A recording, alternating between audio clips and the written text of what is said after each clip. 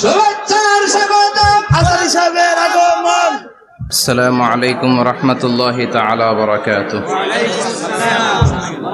ইন্নাল হামদালিল্লাহি নাহমাদুহু ওয়া নাস্তাঈনুহু ওয়া নাস্তাগফিরুহু ওয়া নু'মিনু বিহি ওয়া নাতাওয়াক্কালু আলাইহি ওয়া না'উযু বিল্লাহি মিন শুরুরি আনফুসিনা ومن سيئات أعمالنا من يهده الله فلا مضل له ومن يضلل فلا هادي له أي فلن تجد له وليا مرشدا ونشهد أن لا إله إلا الله وحده لا شريك له والذي لا ضد له ولا ند له لا مثل له ولا مثيل له لا وزير له ولا كفيل له لا شبه له ولا شبيه له لا ولد له ولا والد له وهو الواحد الفرد الصمد لم يلد ولم يولد ولم يكن له كفوا أحد ونشهد أن سيدنا ونبينا وحبيبنا وبشيرنا ونذيرنا وطبيبنا وطبيب أرواحنا وحبيبنا وحبيب ربنا محمدا عبد الله ورسوله أرسله بالحق بشيرا ونذيرا وداعيا إلى الله بإذنه وسراجا منيرا أما بعد فقد قال الله تعالى في كلامه المجيد وفي فرقانه الحميد أعوذ بالله من الشيطان الرجيم بسم الله الرحمن الرحيم وما أرسلناك إلا رحمة للعالمين إن الله وملائكته يصلون على النبي يا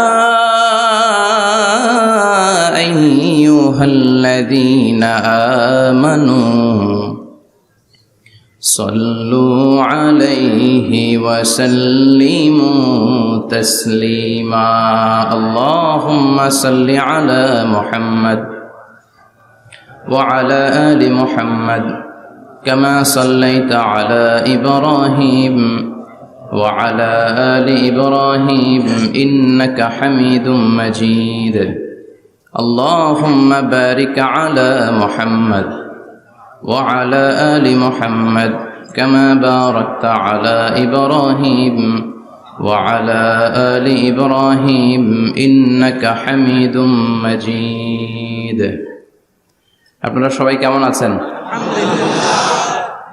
আলহামদুলিল্লাহ, আমিও ভালো আছি। আমাদেরকে ভালো রাখে কে? আমাদেরকে সুস্থ রাখে কে? আবার আমাদেরকে অসুস্থ বানিয়ে পরীক্ষা করে কে? এজন্য সব সময় প্রশংসা করতে হবে কার? সব জায়গায় আল্লাহর প্রশংসা করতে রাজি আছেন? সব সময় আল্লাহর প্রশংসা করতে রাজি আছেন? আওয়াজ করে বলেন, সকালবেলা প্রশংসা করবেন কার? বিকেল বেলা, রাত্রিবেলা, শীতকালে, গ্রীষ্মকালে, ভোট দেওয়ার সময়, ভোট চুরি করার সময়।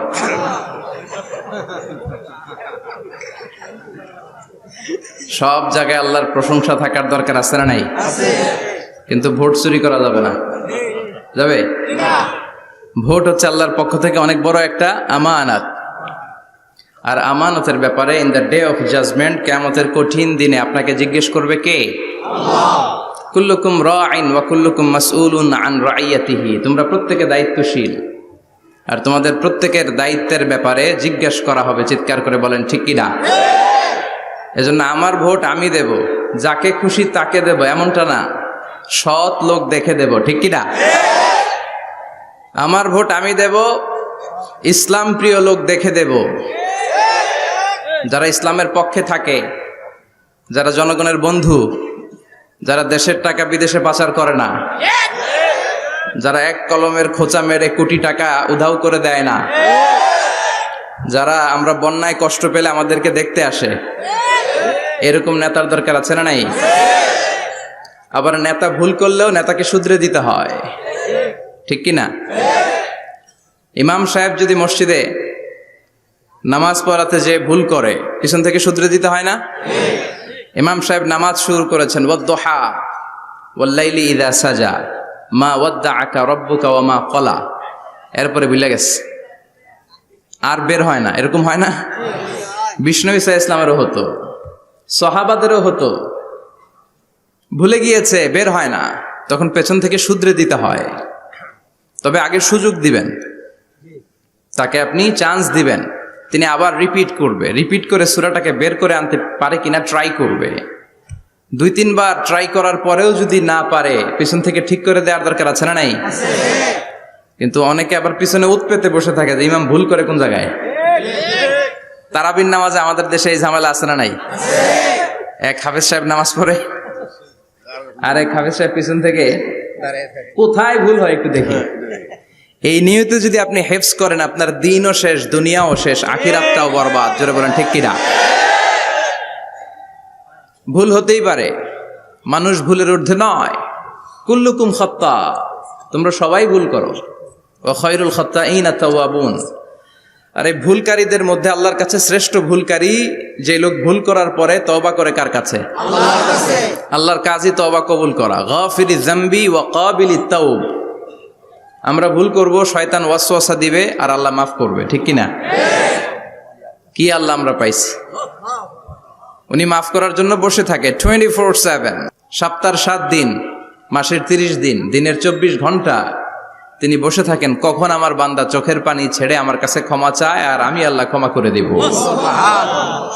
শয়তান আল্লাহকে চ্যালেঞ্জ দিয়েছিল, আল্লাহ আপনি তো জান্নাতে ঢোকাতে পারবেন না, এতগুলো জান্নাত কেন বানালেন? জাহান্নাম আরো বেশি হলে ভালো হতো। আল্লাহ বললেন কেন? শয়তান বলে, আল্লাহ এই সবগুলারে আমি ওয়াসওয়াসা দিয়ে, মুনাফিক বানিয়ে, নাস্তিক বানিয়ে জাহান্নামে ঢুকাবো। আমি চ্যালেঞ্জ দিলাম, ডান দিক থেকে ধোকা দেব, বা থেকে, সামনে থেকে, পেছন থেকে, নিচ থেকে, রগের শিরা উপশিরায় ঢুকে, মাজরাত দাম যেখান দিয়ে রক্ত চলাচল করে, ওখানে ঢুকেও আমি ধোকা দেব। তো আপনি জান্নাতে ঢুকাবেন কেনমে? আল্লাহ বললেন তুমি আমারও চ্যালেঞ্জ দাও, এত বড় সাহস? আমি তো সব রাজার বড় রাজা, মহারাজা। চিৎকার করে বলেন ঠিক কিনা? মহারাজার সাথে চ্যালেঞ্জ দেয়া যায় না। তুমি আমাকে চ্যালেঞ্জ দাও, ওকে ডান, আই টেক ইউর চ্যালেঞ্জ। আমিও তোমার চ্যালেঞ্জ নিলাম। তুমি আজীবন ধোকা দিবা, আজীবন তুমি গোমরা করবা, বেনামাজি বানাবা, জালিম বানাবা। কিন্তু আমার বান্দা কোনো তাফসীরুল কোরআনের মাহফিলে এসে, কোন এক ওয়াক্তের নামাজে মসজিদে ঢুকে, অথবা মাঝরাতে ঘুম ভেঙে গেলে তাহাজ্জুদের জায়নামাজে চোখের পানি ছেড়ে যখন ক্ষমা চাইবে, আমি সব গুনাহ মাফ করে দেব, তুই কি করবি? চিৎকার করে পড়েন আল্লাহু আকবার। এজন্য ভুল নাই এমন কোন মানুষ নাই, ভুল হয়নি শুধু নবীদের, এজন্য তারা মাসুম। আহলুস সুন্নাহ ওয়াল জামাআর ইতিকাদ হচ্ছে নবীদের কোনো ভুল নাই। ঠিক কিনা? ছোটখাটো যে ব্যাপারগুলো ঘটেছিল সেগুলো আল্লাহ অবশিষ্ট থাকতে দেননি, সেগুলোকে আল্লাহ ঠিক করে দিয়েছেন। চিৎকার করে পড়েন সুবহানাল্লাহ। এজন্য ইমাম যদি ভুল করে, আপনারা পেছন থেকে চান্স দিবেন ওনাকে শুধরে নেয়ার, কিন্তু উনি শুধরে নিতে পারছেন না, তখন পেছন থেকে লোকমা দেওয়ার দরকার আছে না নাই?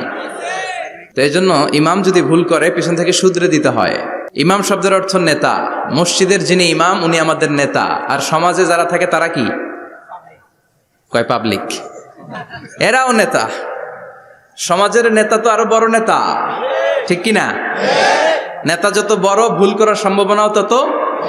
এজন্য মসজিদের নেতাকে যেমনি আমরা শুধরে দিয়েছি, সমাজের নেতারাও ভুল করলে শুধরে দিতে হবে। চিল্লায় বলেন ঠিক কিনা? এজন্য আপনার এই আমানত যে কোনো জায়গায় ব্যবহার করা যাবে না, যাকে মন চায় তাকে ভোট দেওয়া যাবে না। ভালো লোক দেখে, আমরা বিএনপি বুঝি না, আওয়ামী লীগ বুঝি না, জাতীয় পার্টি বুঝি না, জামাত ইসলাম বুঝি না, ঐক্যফ্রন্ট বুঝি না, কিচ্ছু বুঝি না। আমরা সাধারণ মানুষ বুঝি, যারা ইসলাম প্রিয়, যারা কোরআন প্রিয়, যারা আল্লাহকে ভালোবাসে, যারা জনগণের সুখে দুঃখে থাকে, তাদেরকে আমরা ভোট দিয়ে জয়যুক্ত করব। চিৎকার করে বলেন ঠিক কিনা? আল্লাহ আমাদেরকে সহি সমঝ দান করুক, আমরা পড়ি আমিন। আসুন আমরা ফরমালি আজকের এই বিশাল প্রোগ্রাম থেকে আল্লাহকে অফিসিয়ালি একটা থ্যাঙ্কস জানাই, ধন্যবাদ জানাই যে আল্লাহ তাআলা এত রাতেও এই চমৎকার পরিবেশে বসবার তৌফিক এনায়েত করে দিয়েছেন। নির্বাচনের কারণে এত বড় গ্যাদারিং করা যায় না, আসলে এটা বাস্তবতা। কোত্থেকে কি হয়ে যায়, এজন্য অনেক জায়গায় অনুমতিও দিতে চায় না। আবার অনেক জায়গার জনপ্রতিনিধিদের আবার অ্যালার্জি আছে, এরা মাহফিলের নাম শুনলেই অ্যালার্জি শুরু হয়ে যায়, আছে না নাই? এই এলাকার জনপ্রতিনিধি খুব ভালো, ইসলাম প্রিয়, এত বড় গ্যাদারিং কিন্তু কোনো বাদ সাধে নেই, তার মানে এরা ইসলামের পক্ষে, ঠিক কিনা? যারাই ইসলামের পক্ষে তাদের জন্য আমাদের অন্তর থেকে দোয়া আছে না নাই? আর যারাই ইসলামের বিপক্ষে, whoever you are, I don't care, তুমি যেই হও না কেন, তুমি যদি ইসলামের বিপক্ষে যাও, তোমার জন্য আমার অন্তরে এক ফোঁটা দরদ নাই।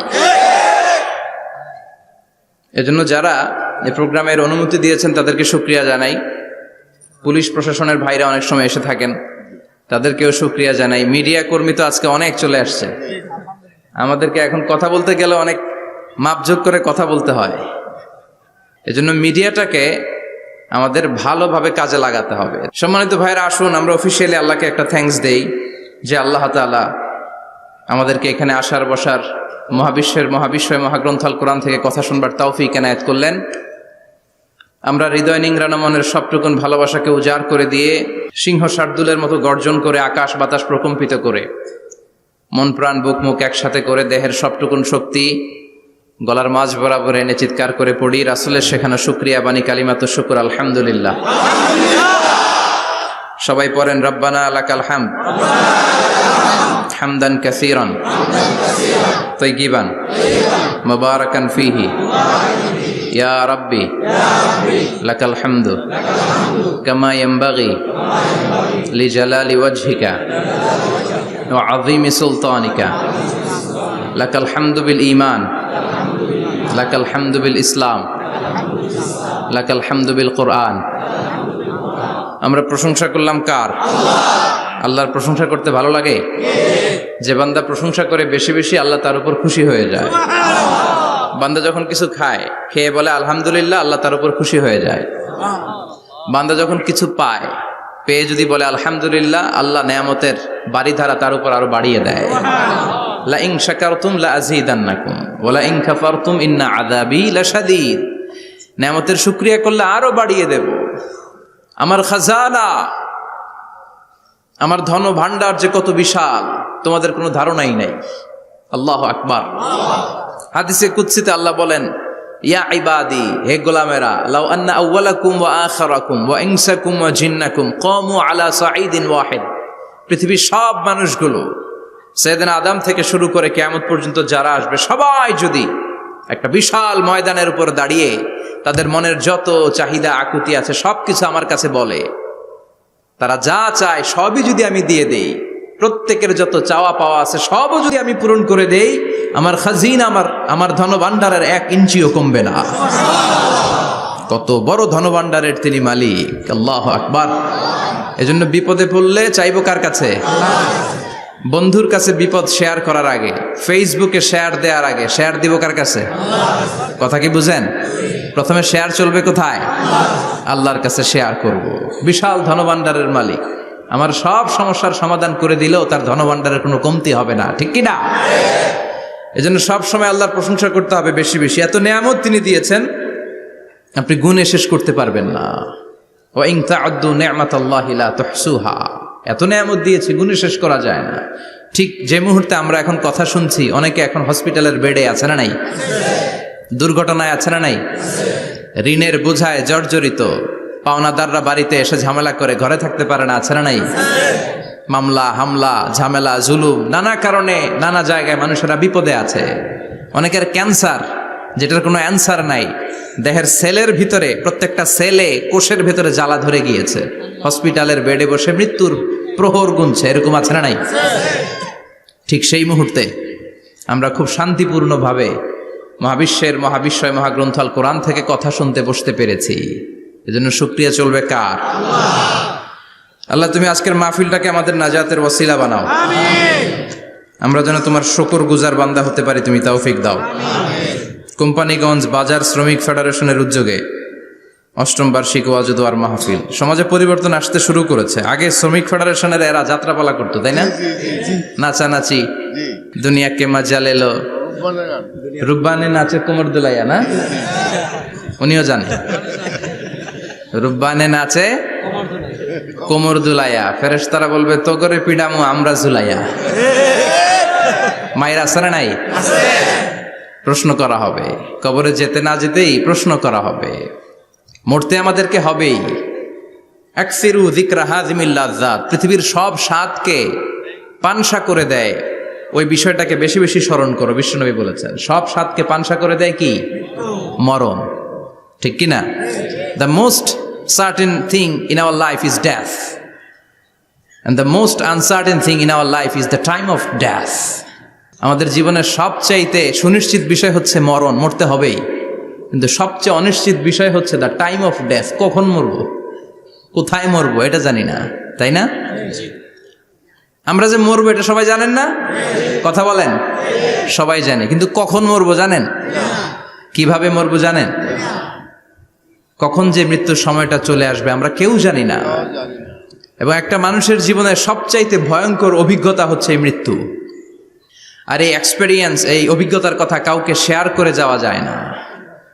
কেমন লেগেছিল তার বলে যাওয়ার আগেই তাকে উড়াল দিতে হয়, ঠিক কি না? এজন্য পরিবর্তন আসতে শুরু করেছে। বাজার শ্রমিক ফেডারেশনের ভাইয়ের আজকের এই চমৎকার প্রোগ্রামের অ্যারেঞ্জ করেছে। আমি আন্তরিক শুভেচ্ছা এবং মোবারকবাদ তাদেরকে জানাই। কোম্পানিগঞ্জ হাই স্কুল প্রাঙ্গণ, আলহামদুলিল্লাহ। আজকে সভাপতি জনাব হাজী মোহাম্মদ কামাল উদ্দিন সাহেব, চেয়ারম্যান 15 নং নবীপুর। সহসভাপতি হচ্ছে জনাব হাজী মোহাম্মদ জয়দুল হোসেন ভুঁইয়া সাহেব, আপনি? মাশাআল্লাহ। তারপর প্রধান অতিথি হচ্ছে জনাব আলহাজ মোহাম্মদ ইউসুফ আব্দুল্লাহ হারুন সাহেব, আল্লাহ কবুল করুক। যারা আসছে, যারা আসবে, আল্লাহ সবাইকে কবুল করুক। মাইকের আওয়াজ যে বোনেরা শুনছে, আল্লাহ তাদেরকেও কবুল করুক। সম্মানিত ভাইরা, আমি আপনাদের খেদমতে আল কোরআন আল কারীম থেকে ছোট্ট একটা আয়াত তেলাওয়াত করেছি। এই আয়াতের আলোকে কিছু কথা আপনাদের সামনে উপস্থাপন করার চেষ্টা করব ইনশাআল্লাহ। সবাই পড়েন ইনশাআল্লাহ। রব্বুল আলামিন ইরশাদ করছেন, ওয়ামা আরসালনাকা ইল্লা রাহমাতাল লিল আলামিন। মুখস্থ আছে না সবার? পড়েন, ওয়ামা আরসালনাকা ইল্লা রাহমাতাল লিল আলামিন। সূরাতুল আম্বিয়ার ছোট্ট একটা আয়াত, যে সূরাটা আল্লাহ তাআলা নবীদের জন্য ডেডিকেট করেছেন। এখানে আল্লাহ বলছেন, ওমা আরসালনাকা ইল্লা রাহমাতাল লিল আলামিন, I have sent you as a mercy, as a rahmah, as a barakah, as a blessings for the whole world, for the entire world. ও নবী, আপনি গোটা বিশ্বের জন্য রহমত, শুধু মানব গোষ্ঠীর জন্য না, শুধু দানব গোষ্ঠীর জন্য না, জিনদের জন্য না, প্রাণীকুলদের জন্য না, শুধু ফেরেশতাদের জন্য না, গোটা বিশ্বের জন্য বিশ্বনবীকে রহমত বানিয়ে পাঠিয়েছে কে? সবার জন্য রহমত। খোশ মেজাজের মানুষ ছিলেন, নরম দিলের মানুষ ছিলেন। ফাবিমা রাহমাতিম মিনাল্লাহি লিনতা লাহুম ওয়ালাউ কুনতা ফাযযান গালিযাল কলবি লান ফাদ্দু মিন হাওলিক। আল্লাহ বললেন, ও নবী, আপনার হৃদয়টা বড় নরম, সফট হার্টেড মানুষ আপনি, কোমল হৃদয়ের মানুষ আপনি, খোশ মেজাজের মানুষ। বিশ্বনবী এত খোশ মেজাজের মানুষ ছিলেন, বিশ্বনবী যেখানেই যেতেন ওখানে মানুষের ভিড় হয়ে যেত। যেখানেই যেতেন পিছু পিছু লোকজন ছুটতো, কারণ খুশ মেজাজের তো, সফট হার্টের, হৃদয়টা কোমল, ওনার সাথে কথাই বলতে মনে চায়, টাইম পাস করতে মনে চায়। আল্লাহু আকবার। বাচ্চাদের জন্য রহমত। ছোট বাচ্চারা বিশ্বনবীর সামনে যদি কখনো চলে আসতো, বিশ্বনবী ওনার কোমল হাতটা বাচ্চাদের মাথার মধ্যে হাত বুলিয়ে দিতে। এমন কোনো বাচ্চা বিশ্বনবীর সামনে দিয়ে ক্রস করতে পারতো না যে বাচ্চার মাথায় বিশ্বনবী হাত বুলাতেন না। নাতিদেরকে অনেক আদর করতেন। হাসান আর হুসাইন রাইহানাতাইন, বিশ্বনবীর সুগন্ধি। হাসান বিশ্বনবীর কোলে উঠলে সাইয়েদনা হুসাইন কোলে ওঠার জন্য কান্না করতেন, আবার হুসাইন কোলে উঠলে হাসান কান্না করতেন। আবার সাইয়েদনা হাসান বিশ্বনবীকে ঘোড়া বানিয়ে বিশ্বনবীর পিঠের উপরে বসে বিশ্বনবীর চুল ধরে টেনে টেনে খেলা করতে। বিশ্বনবী ঘোড়া, আর ঘোড়ার বাদশা হচ্ছে হাসান। সুবহানাল্লাহ পড়বেন না? কি খুনসুটি, কি সম্পর্ক! স্ত্রীদের সাথে ভালো আচরণ, কম্প্যানিয়ন্স যারা আছে সাথীদের সাথে ভালো আচরণ, সবার সাথে ভালো আচরণ, সবার জন্য রহমত। এজন্য আল্লাহ বললেন, ওয়ামা আরসালনাকা ইল্লা রাহমাতাল লিল আলামিন। I have sent you as a mercy for the entire universe. ও নবী, আপনি সবার জন্য রহমত, আপনি সবার জন্য কল্যাণ। আপনার মধ্যে রহমতের বাড়িধারা এত বেশি, আপনি হ্যাঁ বললে শরীয়তের হুকুম হালাল হয়ে যায়, আপনি না বললে শরীয়তের হুকুম হারাম হয়ে যায়। আবার আপনি আঙ্গুল তুললে চাঁদ দুই ভাগ হয়ে যায়, জমিন থেকে পা তুললে আপনি আকাশে মেরাজে চলে যান। কি স্ট্যাটাস! কুড ইউ ইমাজিন কি স্ট্যাটাস আল্লাহ ওনাকে দিয়েছে। উনি হ্যাঁ বললে এটা হালাল, কারণ কোনটা হালাল কোনটা হারাম এটা ওনার কাছ থেকে জেনেছে। উনি যদি বলে ইয়েস, করতে পারবেন আপনারা, হালাল, কোটি কোটি মানুষের জন্য পারমিসিবল, লিগ্যাল। উনি যদি বলেন নো, আমাদের সবার জন্য এটা হারাম, কোটি কোটি মানুষ আর করতে পারবো না। আঙ্গুল তুলেছেন চাঁদ দুই ভাগ হয়েছে, পা তুলেছেন মেরাজে চলে গিয়েছে। আল্লাহু আকবার। তার মানে এমন নবী যে নবীর হা এবং না এগুলো শরীয়তের দলিল, ঠিক কিনা? এ নবী এমন নবী, এ নবীরে বাদ দিলে কোরআন বোঝা যায় না, এ নবীরে বাদ দিলে হাদিস বোঝা যায় না, এ নবীরে বাদ দিলে নামাজ বোঝা যায় না, ঠিক কিনা? কারণ কেমন করে নামাজ পড়তে হবে এই নবী আমাদেরকে হাতে কলমে শিখিয়েছে। সল্লু কামা রাআইতুমুনি উসাল্লি, আমি যেমনি সালাত পড়ি তেমনি পড়ো। বিশ্বনবী যেমন শিখিয়েছেন তার বাইরে অন্য কোন নিয়মে সালাত পড়লে হবে নাকি? কথা বলেন। ফজরের সালাত 2 রাকাত, আপনি যদি পড়েন 3 রাকাত, কবুল হবে নাকি? 4 রাকাত পড়লে, 6 রাকাত, 12 রাকাত এরকম পড়লে মায়ের আসানা নাই, কবুল হবে না। অনেক বেশি পড়েছেন, সময়ও দিয়েছেন বেশি, কবুল হবে না। কেননা বিশ্বনবী যেভাবে শিখিয়েছে ওইভাবে পড়েন নাই তো, ঠিক কিনা? আবার বিশ্বনবী যেমন রোজা রেখেছেন তেমন রাখতে হবে। কেমন করে রোজা রাখতে হয় বিশ্বনবী শেখালেন। ফজর থেকে শুরু করে সন্ধ্যা পর্যন্ত রোজা রাখবেন। আপনি সকাল থেকে শুরু করে আসর পর্যন্ত রেখে আসরের পর ইফতারি করলে হবে নাকি? কথা বলেন। কারণ বিশ্বনবীর পদ্ধতিতে হয় নাই। আবার এই নবীকে বাদ দিলে হজ বোঝা যায় না, কেননা এই নবী কেমন করে হজ করতে হয় আমাদেরকে শিখিয়েছেন। বিশ্বনবী ওনার পুরো জীবনে 4টা উমরা করেছেন, একটা মাত্র হজ করেছেন। আর বলেছেন খুযু আন্নী মানাসিকাকুম, কেমন করে হজ করতে হয় আমার কাছ থেকে তোমরা শিখে নাও। হজের সিস্টেম কি আমার থেকে শিখে নাও। মাত্র একবার হজ করেছেন, তাতেই হজের সব আহকামগুলো আমাদের কাছে ক্রিস্টাল ক্লিয়ার, স্বচ্ছ কাচের মতো, স্ফটিক কাচের মতো, স্বচ্ছ পানির মতো এত সুন্দর তিনি বর্ণনা দিয়েছেন। এই বর্ণনার উপর ভিত্তি করে লক্ষ লক্ষ মানুষ গোটা বিশ্ব থেকে কাবার প্রান্তরে জমা হয়, ঠিক কিনা? মাসাবাতান লিন্নাসি ওয়া আমনা, গোটা বিশ্বের মানুষের মিলন কেন্দ্র। আপনি যখন মসজিদুল হারামে যাবেন, মসজিদে নববীতে যাবেন, দেখবেন আজান হয়ে গেলে লক্ষ লক্ষ মানুষ কাবার দিকে ছুটে, ঠিক কিনা? আজান হওয়ার সাথে সাথে সারে আল হিজরা দিয়ে, জারওয়াল দিয়ে, গাজ্জা দিয়ে, আজিয়াদ রোড দিয়ে পঙ্গপালের মতো মানুষগুলো কাবা কেন্দ্রিক হতে শুরু করে। কারণ কাবা হচ্ছে অ্যাসেম্বলি পয়েন্ট, গ্যাদারিং পয়েন্ট, এটা মিলন কেন্দ্র। এই কাবাকে কেন্দ্র করে প্রতিদিন লক্ষ লক্ষ মানুষের মিলন মেলা বসে। চিল্লায় বলেন ঠিক কিনা? কেমন করে হজ পালন করবেন বিশ্বনবী শেখালেন, কারণ বিশ্বনবীরে বাদ দিলে হজ বোঝা যায় না। তার মানে বুঝলাম উনি হ্যাঁ বললে হালাল, না বললে হারাম। উনারে বাদ তো কোরআন বাদ, উনি বাদ তো হাদিস বাদ, কথা বলেন। উনি বাদ তো নামাজ বাদ, উনি বাদ তো রোজা বাদ, উনি বাদ তো হজ বাদ। এজন্য উনারে বাদ দিলে কোরআন বোঝা যায় না, নামাজ বোঝা যায় না, উনারে বাদ দিলে হজ বোঝা যায় না। তাই উনার সাথে যারা বেয়াদবি করবে ওদেরকেও এমনি এমনি ছেড়ে দেয়া যায় না। বিশ্বনবীর সাথে যদি বেয়াদবি করে এটা অনেক বড় ধরনের বেয়াদবি, এটা রাষ্ট্রীয় আইন করে ওকে শাস্তি দিতে হবে, ঠিক কিনা? বিশ্বনবীর বিরুদ্ধে যদি ব্লগে কিছু লিখে, কেউ ব্লগ লিখে, বিশ্বনবীর পারিবারিক জীবন নিয়ে যদি কেউ কটু কথা বলে, বাজে মন্তব্য করে, বিশ্বনবীর ব্যাপারে যদি শাহবাগের চত্বর থেকে, প্রজন্ম চত্বর থেকে কোনো কথা বলে, ওই বেয়াদবগুলারে ফাঁসির রশিতে ঝুলানোর দরকার আছে না নাই? Very sensitive issue. বিশ্বনবীর সম্মান গোটা উম্মার সম্মান, কারণ বিশ্বনবী বাদ তো পুরো ইসলাম বাদ। এজন্য আমার নবীর বিরুদ্ধে কথা বললে ওর সাথে আমাদের কোনো কথা নাই, চিল্লায় বলেন ঠিক কিনা? এই সেন্সিটিভ ইস্যুতে আমরা সবাই এক। এখানে জামাত ইসলাম নাই, হেফাজতে ইসলাম নাই, তাবলীগ নাই, আলিয়া নাই, কওমি নাই। বিশ্বনবীর সাথে বেয়াদবি করলে ওগুলোকে রাষ্ট্রীয়ভাবে ফাঁসি দেওয়ার দরকার, শাস্তি দেওয়ার দরকার আছে না নাই? সবাই একমত? এই বেয়াদবগুলোর সাথে আমাদের কোনো সম্পর্ক নাই, চিল্লায় বলেন ঠিক কিনা? এই বেয়াদবগুলো যদি নবীর ব্যাপারে আর কিছু বলে সবাই মাঠে নামতে রাজি আছেন তো? এদের বিরুদ্ধে মুষ্টিবদ্ধ হাত নিয়ে ময়দানে থাকতে রাজি আছো তো মুসলমান? কারা কারা রাজি হাত তুলে আল্লাহর দেখা।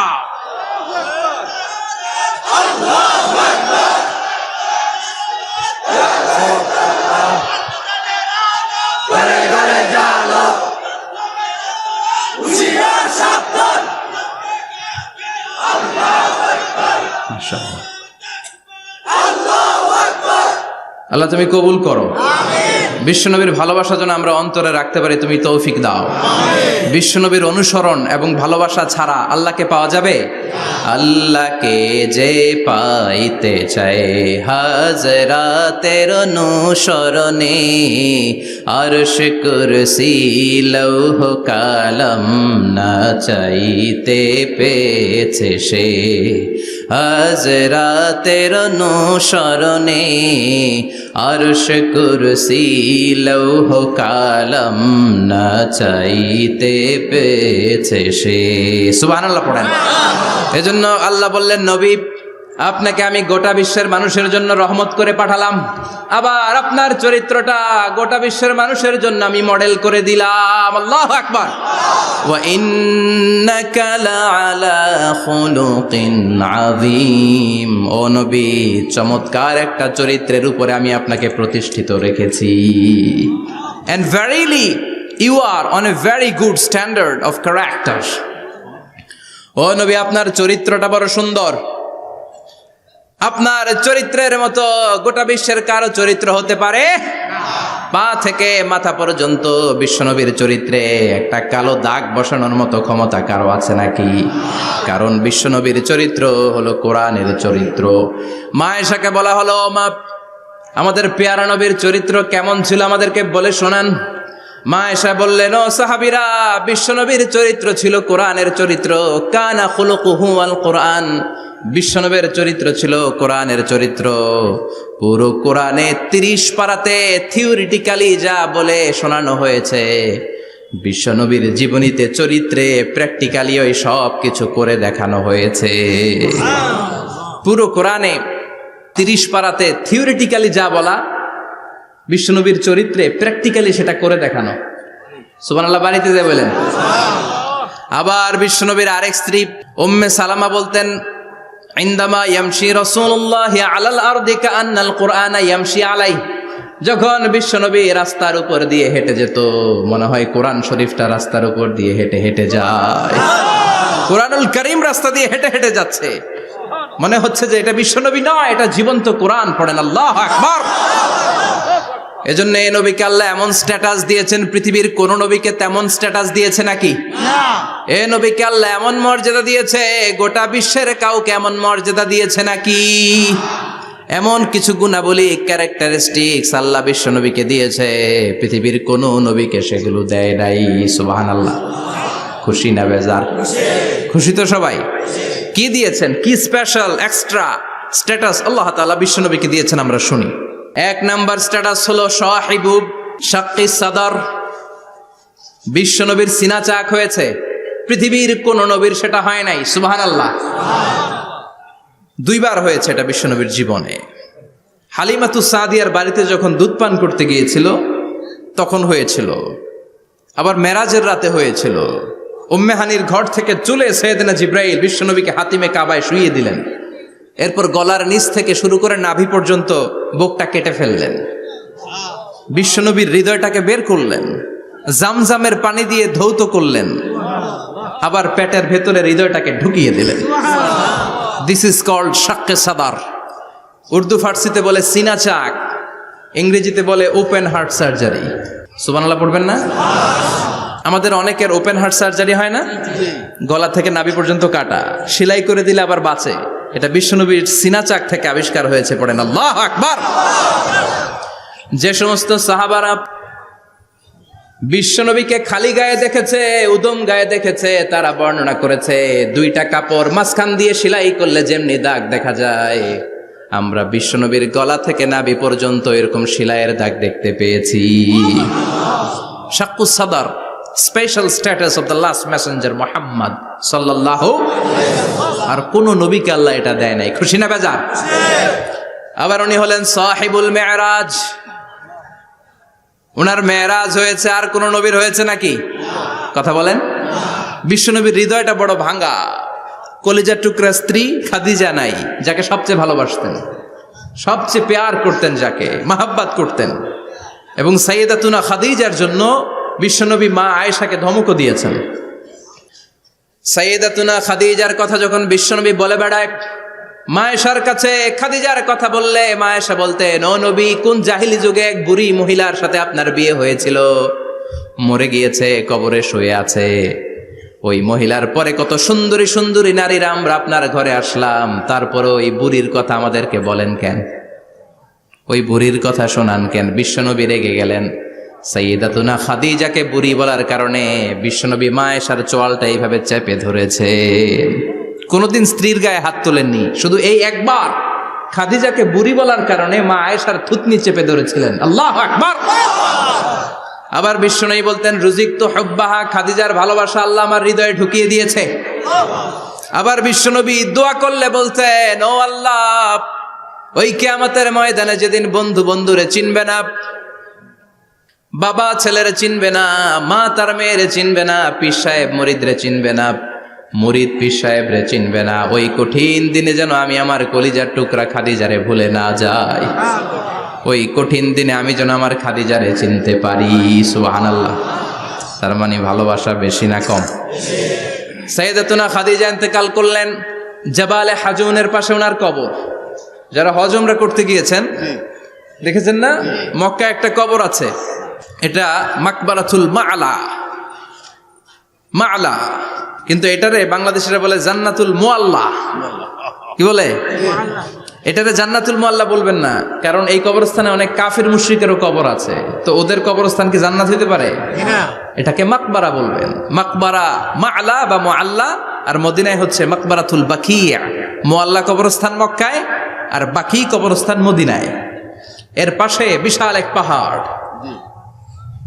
হেরেম শরীফ থেকে দেখা যায় জাবালে হাজুন, এর পাদদেশে বিশ্বনবী নিজ হাতে সাইয়েদাতুনা খাদিজাকে কবর দিয়েছেন। কবর দিয়ে সবাই চলে যায়, বিশ্বনবী যায় না। দাঁড়িয়ে দাঁড়িয়ে কাঁদতে লাগলেন। সাইয়েদনা আবু বকর বলে, নবী চলেন ঘরে ফিরে যাই। বিশ্বনবী বললেন, তুমি যাও, আমি যাব না। যেই মহিলাটাকে এইমাত্র কবর দিলাম সাধারণ মহিলা না, আমার বিপদের দিনের সঙ্গিনী খাদিজা।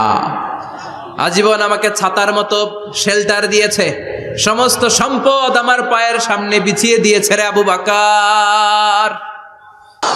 কি প্যার করতেন বিশ্বনবীকে। সাইয়েদাতুনা খাদিজা ইন্তেকাল করলেন, চাচা আবু তালেব ইন্তেকাল করলো। দাওয়াত দেওয়ার জন্য বিশ্বনবী ওই তায়েফের ময়দানে গেলেন। তায়েফের ছেলেরাও পাথর মেরে বিশ্বনবীর দেহটারে ঝাঁঝরা করে দিল। বলেন ঠিক কিনা? খেয়ে না খেয়ে দিন প্রচারের কাজে নিজেকে দিয়েছ বিলিয়ে, তায়েফের কাফিরেরা চিনল না সে আলো, দুষ্ট ছেলেদের পিছু দিল লেলিয়ে। পাথরের আঘাতে ক্ষত বিক্ষত হয়ে সারা শরীর থেকে রক্ত ঝরে। হে রাসূল তোমাকে ভুলি আমি কেমন করে, হে রাসূল তোমাকে ভুলি আমি কেমন করে। ঠিক কি না? খাদিজা নাই, আবু তালেব নাই, তায়েফে যে মার খেয়ে আসলেন, অন্তরটা একেবারে ভাঙা, আর মন বসে না, কিচ্ছু ভাল লাগে না। বিশ্বনবীর মনের ভেতরে হাহাকার। বিশ্বনবীর মনে হলো ডানে বায়ে দুনিয়ায় আমার মনে হয় কেউ নাই। বিশ্বনবী দুনিয়ায় বসে কষ্ট পায়, আরশের উপর থেকে এগুলো দেখে কে? আল্লাহ প্ল্যান করছেন কেমন করে আমার বন্ধুর মনটারে ভালো করা যায়। বিশ্বনবীকে স্পেশাল সারপ্রাইজ দেওয়ার জন্য আল্লাহ প্ল্যান করলেন। জিব্রাইল ডেকে বললেন, ও জিব্রাইল, আমার পেয়ারা নবীকে স্পেশাল সারপ্রাইজ দিব, কিন্তু এই সারপ্রাইজের গিফটটা তোমার হাত দিয়ে আমি দিতে চাই না, তুমি দিয়ে আসলে হবে না। আমার পেয়ারা নবীকে দুনিয়া থেকে টান দিয়ে আমার আরশের উপরে নিয়ে আসো। সাহিবুল মেরাজ, যেই নবীর মেরাজ হয়েছে আর কোন নবীর হয় নাই। এই মেরাজ করতে যে কত কাণ্ড, কত প্ল্যান প্রোগ্রাম আল্লাহর। টাইমের স্পিডকে আল্লাহ থামিয়ে দিলেন। মক্কা থেকে উঠিয়ে বিশ্বনবীকে এক মরুভূমিতে রাখা হলো রাতে। বললেন দোয়া করেন। দোয়া করে বিশ্বনবী বললেন, ভাই জিবরাইল, এটা কোন জায়গা, কোথায় দোয়া করব? সাইয়েদনা জিবরাইল বলেন, নবী, কিছুদিন পরে এই জায়গায় আপনি হিজরত করে আসবেন, এই জায়গার নাম ইয়াসরিব, মদিনা। দোয়া করলেন। আবার সেখান থেকে তুলে এক পাহাড়ে রাখা হলো, নবী দোয়া করেন। দোয়া করে নবী বললেন, এটা কোন পাহাড়? অন্ধকার, আমি তো কিছু চিনি না। সাইয়েদনা জিবরাইল বললেন, নবী, এটা সাধারণ পাহাড় নয়, এই পাহাড়ের কথা আল্লাহ কোরআনে বলেছেন, এই পাহাড়ের কসম আল্লাহ কোরআনে খেয়েছেন। এই পাহাড়টা হলো আপনার ভাই মুসার পাহাড়, তুর পাহাড়। তুর পাহাড়ে তিনি দোয়া করলেন। কত কিছু করে বিশ্বনবীকে আল্লাহর আরশে নিয়ে যাওয়া হলো। সাহিবুল মেরাজ। বিশ্বনবী ছাড়া আর কোন নবীর কি এরকম মেরাজ হয়েছে? সবাই বলেন হয়েছে। এরপর উনি হলেন সাহিবুস শাফা, শাফাতের মালিক। বিশ্বনবী ছাড়া কিয়ামতের ময়দানে কেউ আমাদের জন্য সুপারিশ করতে পারবে না। পাগল হয়ে যাব আমরা। সূর্যটা মাথার কাছে, ক্ষুধায় তৃষ্ণায় জিহ্বাটা কুকুরের মতো বের হয়ে ঝুলতে থাকবে। মাথার মগজগুলো গলে গলে নাকের ছিদ্র দিয়ে, কানের ছিদ্র দিয়ে বেয়ে বেয়ে পড়তে থাকবে। বাবা ছেলের দেখলে দিবে দৌড়, বলবে চিনি না, ইয়া নাফসি, আল্লাহ আমারে বাঁচাও। ঠিক কিনা? পীর সাহেব মুরিদ রে বলবে চিনি না, মুরিদ পীর সাহেব রে বলবে চিনি না, ভাই ভাই রে চিনবে না। সব নবী আর সব উম্মতের একটাই জিকির, ইয়া নাফসি, ইয়া নাফসি। নবীও জিকির করে ইয়া নাফসি, উম্মতও জিকির করে। সবাই সাইয়েদনা আদম রে ধরবে, সাইয়েদনা আদম বলবে আমি পারবো না। নূহের কাছে যাও, সাইয়েদনা নূহ বলবে পারবো না। ইব্রাহিমের কাছে যাও, সাইয়েদনা ইব্রাহিম বলবে পারবো না। মুসা আলাইহিস সালামের কাছে যাও, মুসা আলাইহিস সালাম বলবেন পারবো না। ঈসা আলাইহিস সালামের কাছে যাও, সাইয়েদনা ঈসা আলাইহিস সালাম বলে এত জায়গায় ঘুরে লাভ নাই, জায়গা মতো যাও মিয়া, জায়গা মতো যাও। মাকামে মাহমুদে বিশ্বনবীকে সেজদায় পড়ে থাকতে দেখবা। ওই নবী ছাড়া আজকের এই ভয়ঙ্কর আমাদের সবার বিপদের দিন। এই বিপদের দিনে আল্লাহর সামনে দাঁড়িয়ে কথা বলার মতো সাহস আজকে কারো নাই। বিশ্বনবী কাঁদতে থাকবেন, সেজদায় পড়ে কাঁদবেন। সবার জিকির ইয়া নাফসি, ইয়া নাফসি। বিশ্বনবীর জিকির ইয়া উম্মতি। কাঁদতে কাঁদতে নবী আমার বেহুশ। সবাই বিশ্বনবীর চারদিকে দাঁড়িয়ে থাকবে গোল হয়ে। আমার নবী মাকামে মাহমুদে সেজদায় পড়ে থাকবে। বিশ্বনবীর কান্না দেখে আল্লাহর সহ্য হবে না। আল্লাহ বলবে, না নবী, ইরফা রাসাক, মাথা উঠান, আর সইতে পারি না। সাল তুতা, এবার চান, কি লাগবে আপনার, সব দেব। ওয়াশফা তুশাফা, যার জন্য সুপারিশ করবেন তাকেই জান্নাত দিয়ে দেব। বিশ্বনবী বলেন, লিকুল্লি নবিয়্যিন দাওয়া মুস্তাজাবা। সব নবীর দুনিয়াতে একটা স্পেশাল দোয়া ছিল, এটাকে বলে দাওয়া মুস্তাজাবা। এই দোয়াটা করলেই কবুল করে নিয়েছে কে? আল্লাহ। সব নবীর ওই দোয়াটা দুনিয়াতেই করেছেন, শুধুমাত্র কেবলমাত্র বিশ্বনবী তার স্পেশাল দোয়াটা আজ পর্যন্ত, এখন পর্যন্ত করে নাই। বিশ্বনবী বলেন, ওয়া ইন্নী আখতাবিউ দাওয়াতি শাফাআতান লি উম্মতি ইয়াউমাল কিয়ামাহ।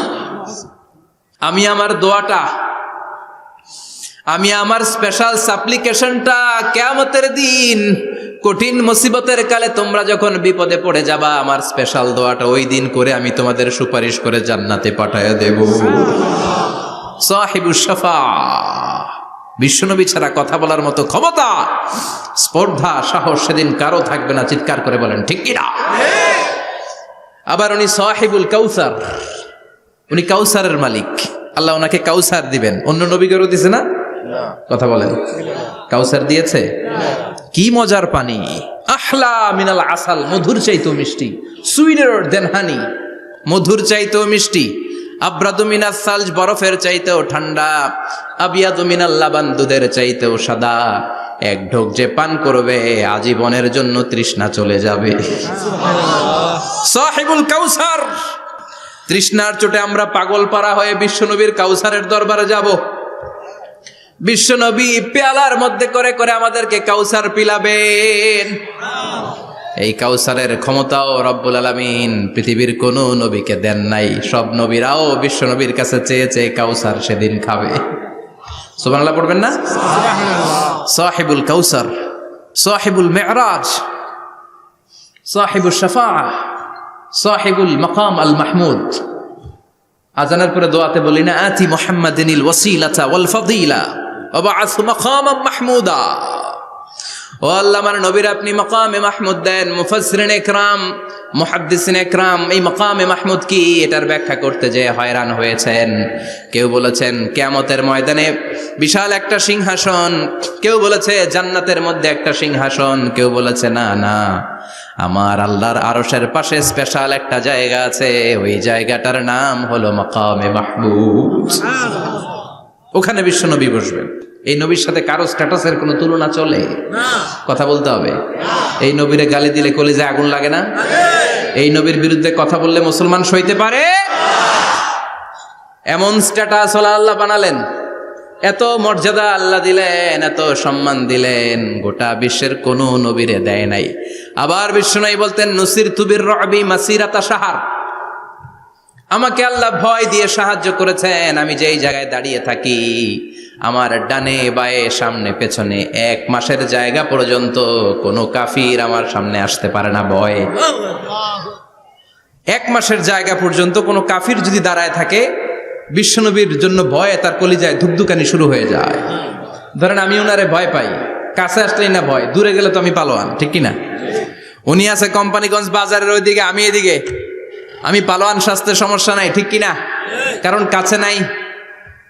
কিন্তু বিশ্বনবী এমন পাওয়ারফুল ছিলেন, কাছে আর দূরে কোনো কথা না, ডানে বায়ে সামনে পেছনে 1 মাসের দূরত্ব।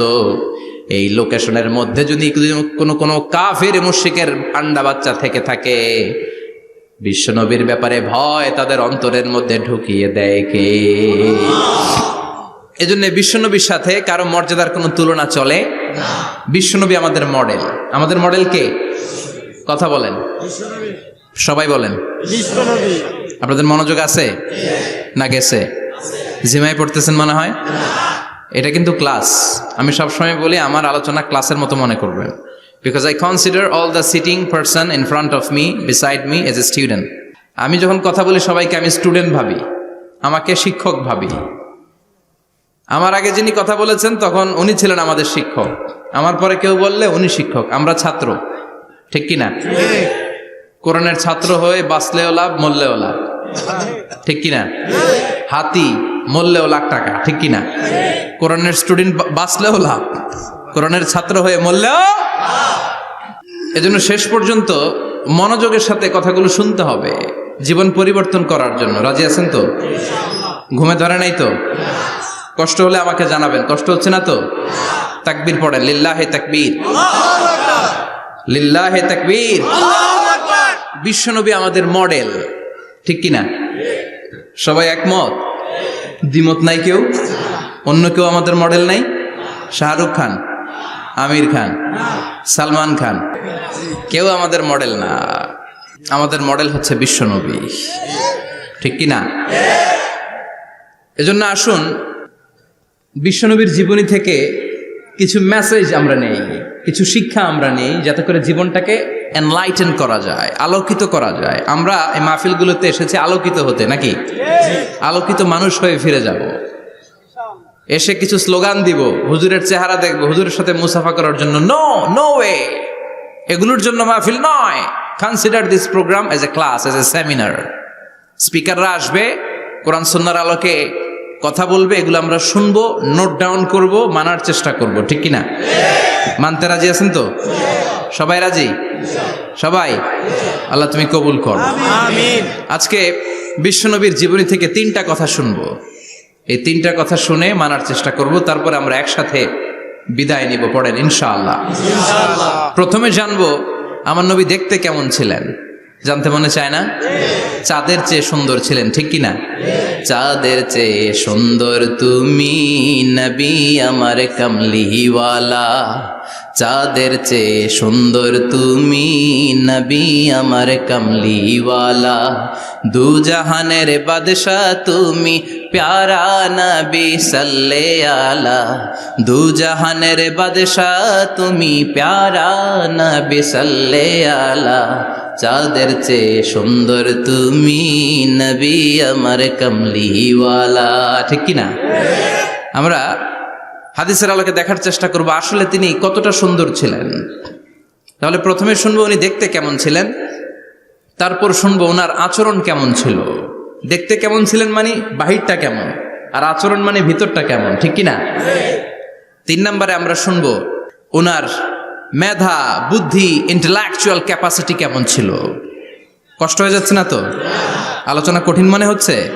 তাহলে প্রথমে শুনবো ফিজিক্যাল ক্যারেক্টারিস্টিক্স, তারপরে শুনবো বিহেভিয়ারিয়াল ক্যারেক্টারিস্টিক্স, এন্ড ফাইনালি আমরা শুনবো ইন্টেলেকচুয়াল ক্যারেক্টারিস্টিক্স। প্রথমে শুনবো দেখতে কেমন, তারপরে শুনবো আচরণ কেমন, এরপরে শুনবো বুদ্ধি কেমন। পড়েন ইনশাআল্লাহ। ইনশাআল্লাহ। শুনতে রাজি আছেন তো? প্রথম পয়েন্টে আমরা শুনবো আমার নবী দেখতে কেমন ছিলেন।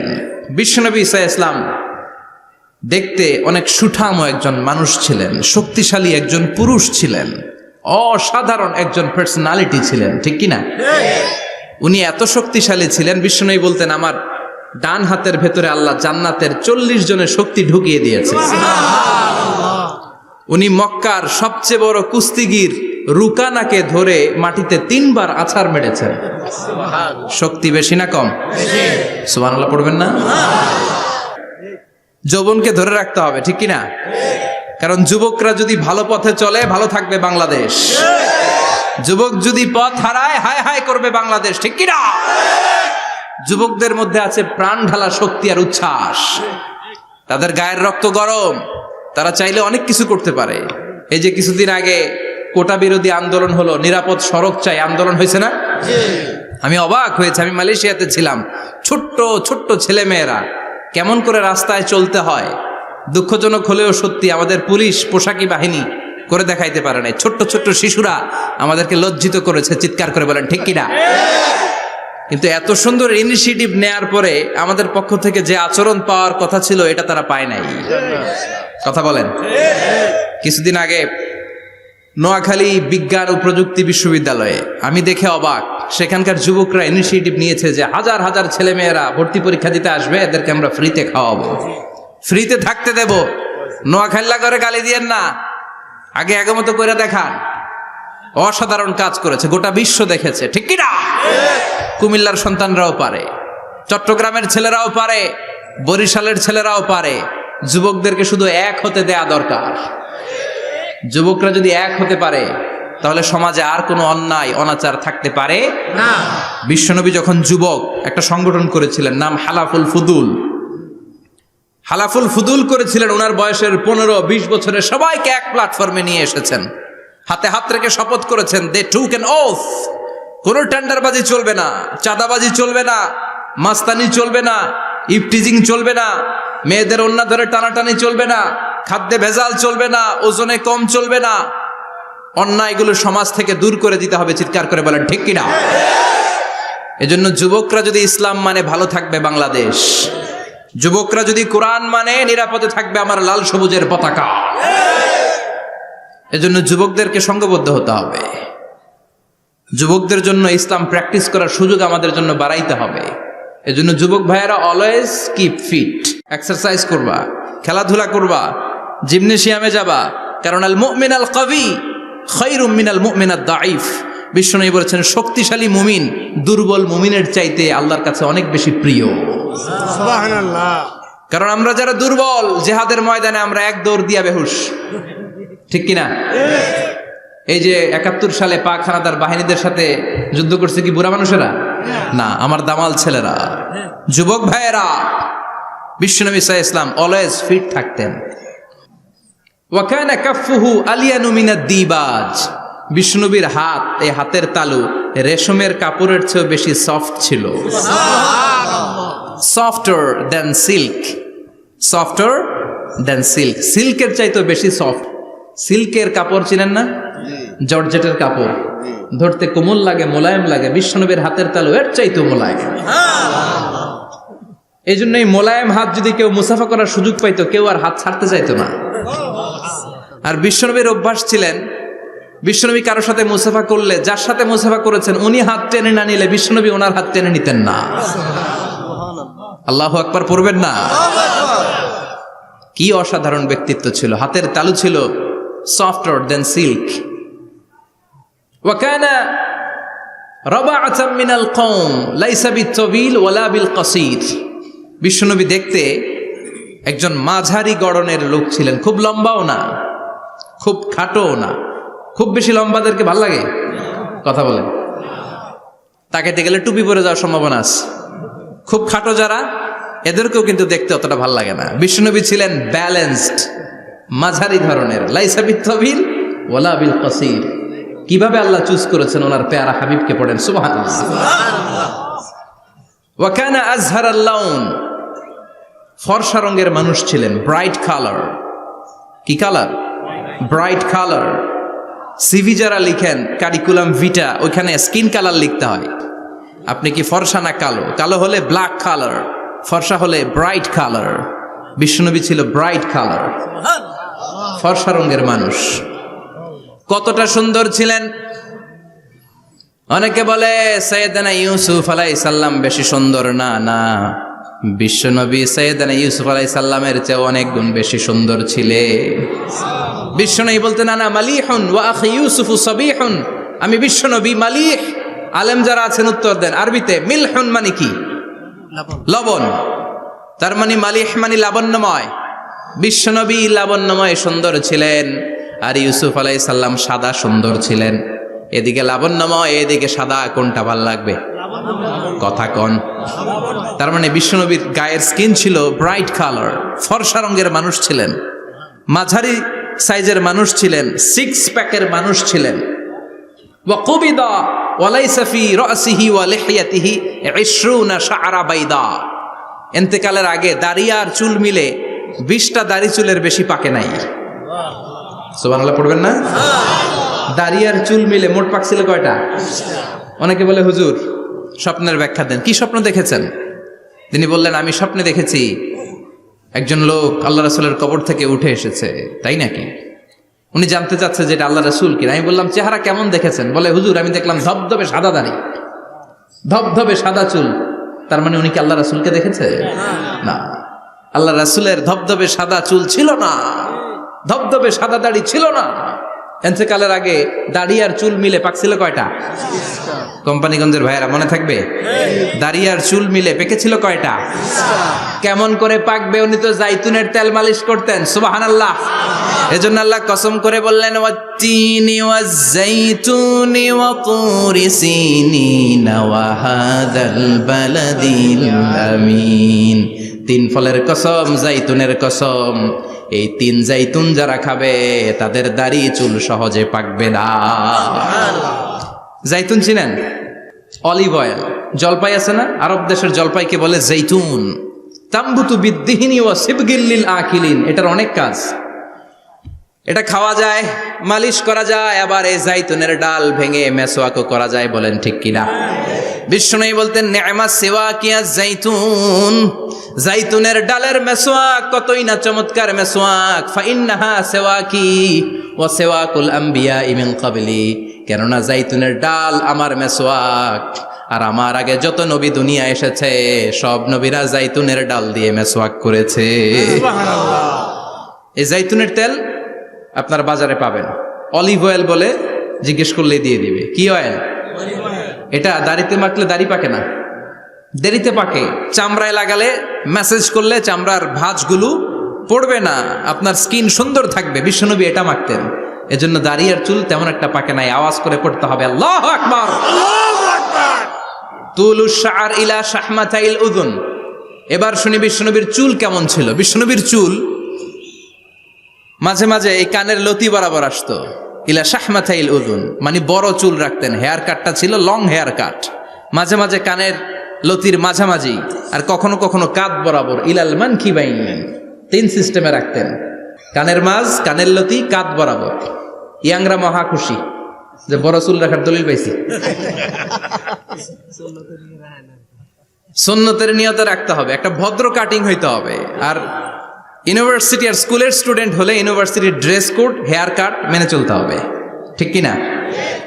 আর সুন্নাতের নিয়তে যদি রাখতে চাও একটা ভদ্রতা থাকতে হবে, একটা সৌন্দর্য থাকতে হবে। ইদানিং অনেক ছেলেরা খুব অদ্ভুত কাটিং দেয়, এই হেয়ার কাটগুলো নিষিদ্ধ।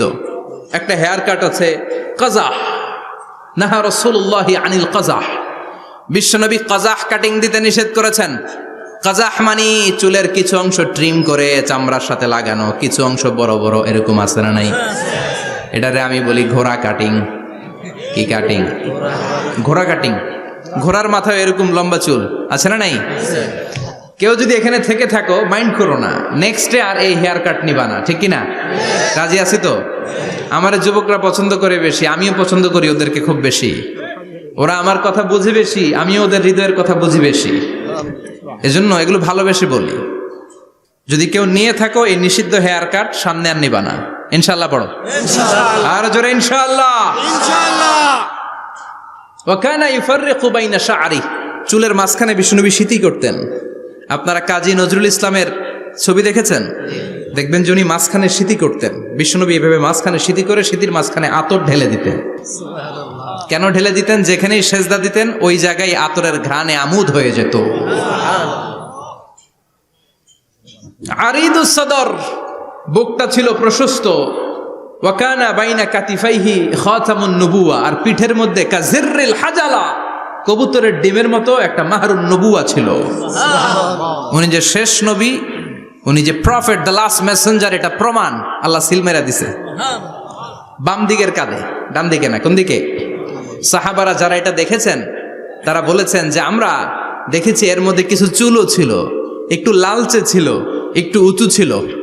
একদিন বিশ্বনবী বললেন, বান্দার কোনো হক আল্লাহ কোনোদিন ছেড়ে দেয় না। আল্লাহর হক আল্লাহ মাফ করে, বান্দার হকের মাফ নাই। যদিও আমি নবী, আমার উপর যদি কোনো হক থাকে বলো, আমি দিয়ে দেব। কোন সাহাবী দাঁড়ায় না। এক সাহাবী দাঁড়িয়ে বলল, নবী, যুদ্ধের ময়দানে চাবুক চালানোর সময়, লাঠি চালানোর সময় এক কাফেরকে মারতে যে আপনার লাঠির বাড়ি আমার পিঠের মধ্যে পড়েছে। আপনি যেহেতু এই কেসাসটা আদায় করতে চান, আপনার পিঠে আমি লাঠির বাড়ি মেরে এটারে শোধবোধ করে দিতে চাই। সাইয়েদনা ওমরে ফারুক হাতের জামা এরকম পড়তে শুরু করছে, আয় এদিকে আয়, তোরে শোধবোধ করাই। বিশ্বনবী বললেন, ওমর রাখো, এটা বান্দার হক, মিটাতে দাও। বিশ্বনবী বললেন, আসো তুমি এসে আমার পিঠে লাঠি দিয়ে চাবুক দিয়ে বাড়ি মারো। সাহাবী বলে, ও নবী, তখন দুর্ভিক্ষের সময়ের যুদ্ধ ছিল, আমাদের গায়ে জামা ছিল না। যখন আপনি আমার চাবুকটা পিঠের মধ্যে মেরেছেন, আমার পিঠে তখন জামা ছিল না। আপনি যদি যথা নিয়মে কেসাসটা আদায় করতে চান, আপনার জামাটা খুলেন, খালি পিঠের মধ্যে বাড়িটা মারিস। এবার আর ওমরে ফারুকরে ধরে কে? এদিকে আয়, তোরে দেখাইতেছি। বিশ্বনবী বললেন, ওমর থামো, মারতে দাও। বিশ্বনবী উনার জুব্বাটা উপরের দিকে উঠালেন, পিঠের মধ্যে বাড়ি দেওয়ার জন্য ওই সাহাবীকে ডাকলেন। ওই সাহাবী বিশ্বনবীকে পিছন দিক থেকে জড়িয়ে ধরে ওই মোহরে নবুয়তের মধ্যে চুমু দিয়ে ফেলেছে। সাহাবী বললেন, নবী গো, এই নাটক করার জন্য আপনি আমারে মাফ করে দিয়েন। আপনি বিশ্বনবী, উদম গায়ে আপনারে দেখা যায় না, খালি গায়ে আপনারে দেখা যায় না। শুনেছি আপনার পিঠের মধ্যে মোহরে নবুয়ত আছে। অনেক দিনের সাধনা, জল্পনা কল্পনা, আপনার মোহরে নবুয়তে আমার ঠোঁটটা আমি লাগাবো।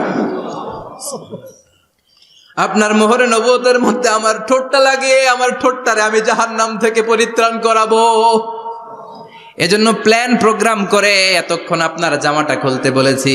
আপনার উপরে আমার কোনো হক নাই। আমার আব্বা আম্মা, আমার সম্পদ, আমার জীবন আপনার জন্য কোরবান গো নবী। বিশ্বনবীর পিঠে বাম দিকে খাতামুন নবুয়া ছিল, মাহরে নবুয়া। কোন বর্ণনা এসেছে উনি এই মাহরে নবুয়া দিয়ে পিছন দিকে দেখতেন। বিশ্বনবী যখন নামাজ পড়তেন উনি বলতেন ইস্তাকিমু ওয়া'তাদিলু ইয়ারহামুকুমুল্লাহ, কাতার সোজা করো, ফাঁকা জায়গা বন্ধ করে দাও, কারণ আমি সামনে যেমনি দেখি পেছনেও তেমনি দেখি। অনেকে বলেন বিশ্বনবী পেছনে দেখতেন এই মাহরে নবুয়াতের জায়গাটা দিয়ে। এটা ছিল বিশ্বনবীর behind CC camera, behind close circuit camera. আল্লাহু আকবার। বিশ্বনবী ছাড়া কোন নবীর পিঠে এরকম মাহরে নবুয়া ছিল নাকি? কথা বলেন। এজন্য ওই নবীরে গালি দিলে সহ্য হয়? কথা বলেন, সহ্য হয়? আবিয়াদুল ইবতাইন, বগল ছিল শুভ্র সাদা। আমাদের বগল কি সাদা? দুর্গন্ধ, কুৎসিত, কালো, তাই না? বিশ্বনবীরটা কালো? কথা কন, শুভ্র সাদা। আমরা দোয়া করি এভাবে। বিশ্বনবী মাঝে মাঝে দোয়া করতে করতে বৃষ্টির জন্য যখন দোয়া চাইতেন, আরাফার ময়দানে যখন দোয়া চাইতেন, দোয়া করতে করতে হাতটারে উপরের দিকে করতেন। সবাই এরকম হাত তোলেন, সবাই হাত তোলেন। বিশ্বনবী মাঝে মাঝে আবেগের চোটে এইখান থেকে হাতটা এই জায়গায় নিয়ে যেতেন। সুবহানাল্লাহ। বিশ্বনবী যখন হাত আবেগের চোটে উপরের দিকে উঠাতেন, বিশ্বনবীর বগল দেখা যেত। সাহাবারা বলতেন হাত্তা ইরা বায়াদু ইবতাইহি, এই সুযোগে আমরা দেখতাম ওনার বগলটা ধবধবে সাদা, কোনো দাগ ছিল না। মুস্তাওয়াল জাবিন, প্রশস্ত ললাট ছিল। আসাম্মুল আনফ, খাড়া নাক ছিল। বিষ্ণুবীর নাক কিন্তু বোচা ছিল না। এরকম চারটা নাকরে আপনারা কোম্পানিগঞ্জে কি বলেন? চাকমা? কি নাক? হ্যাঁ, বুসা।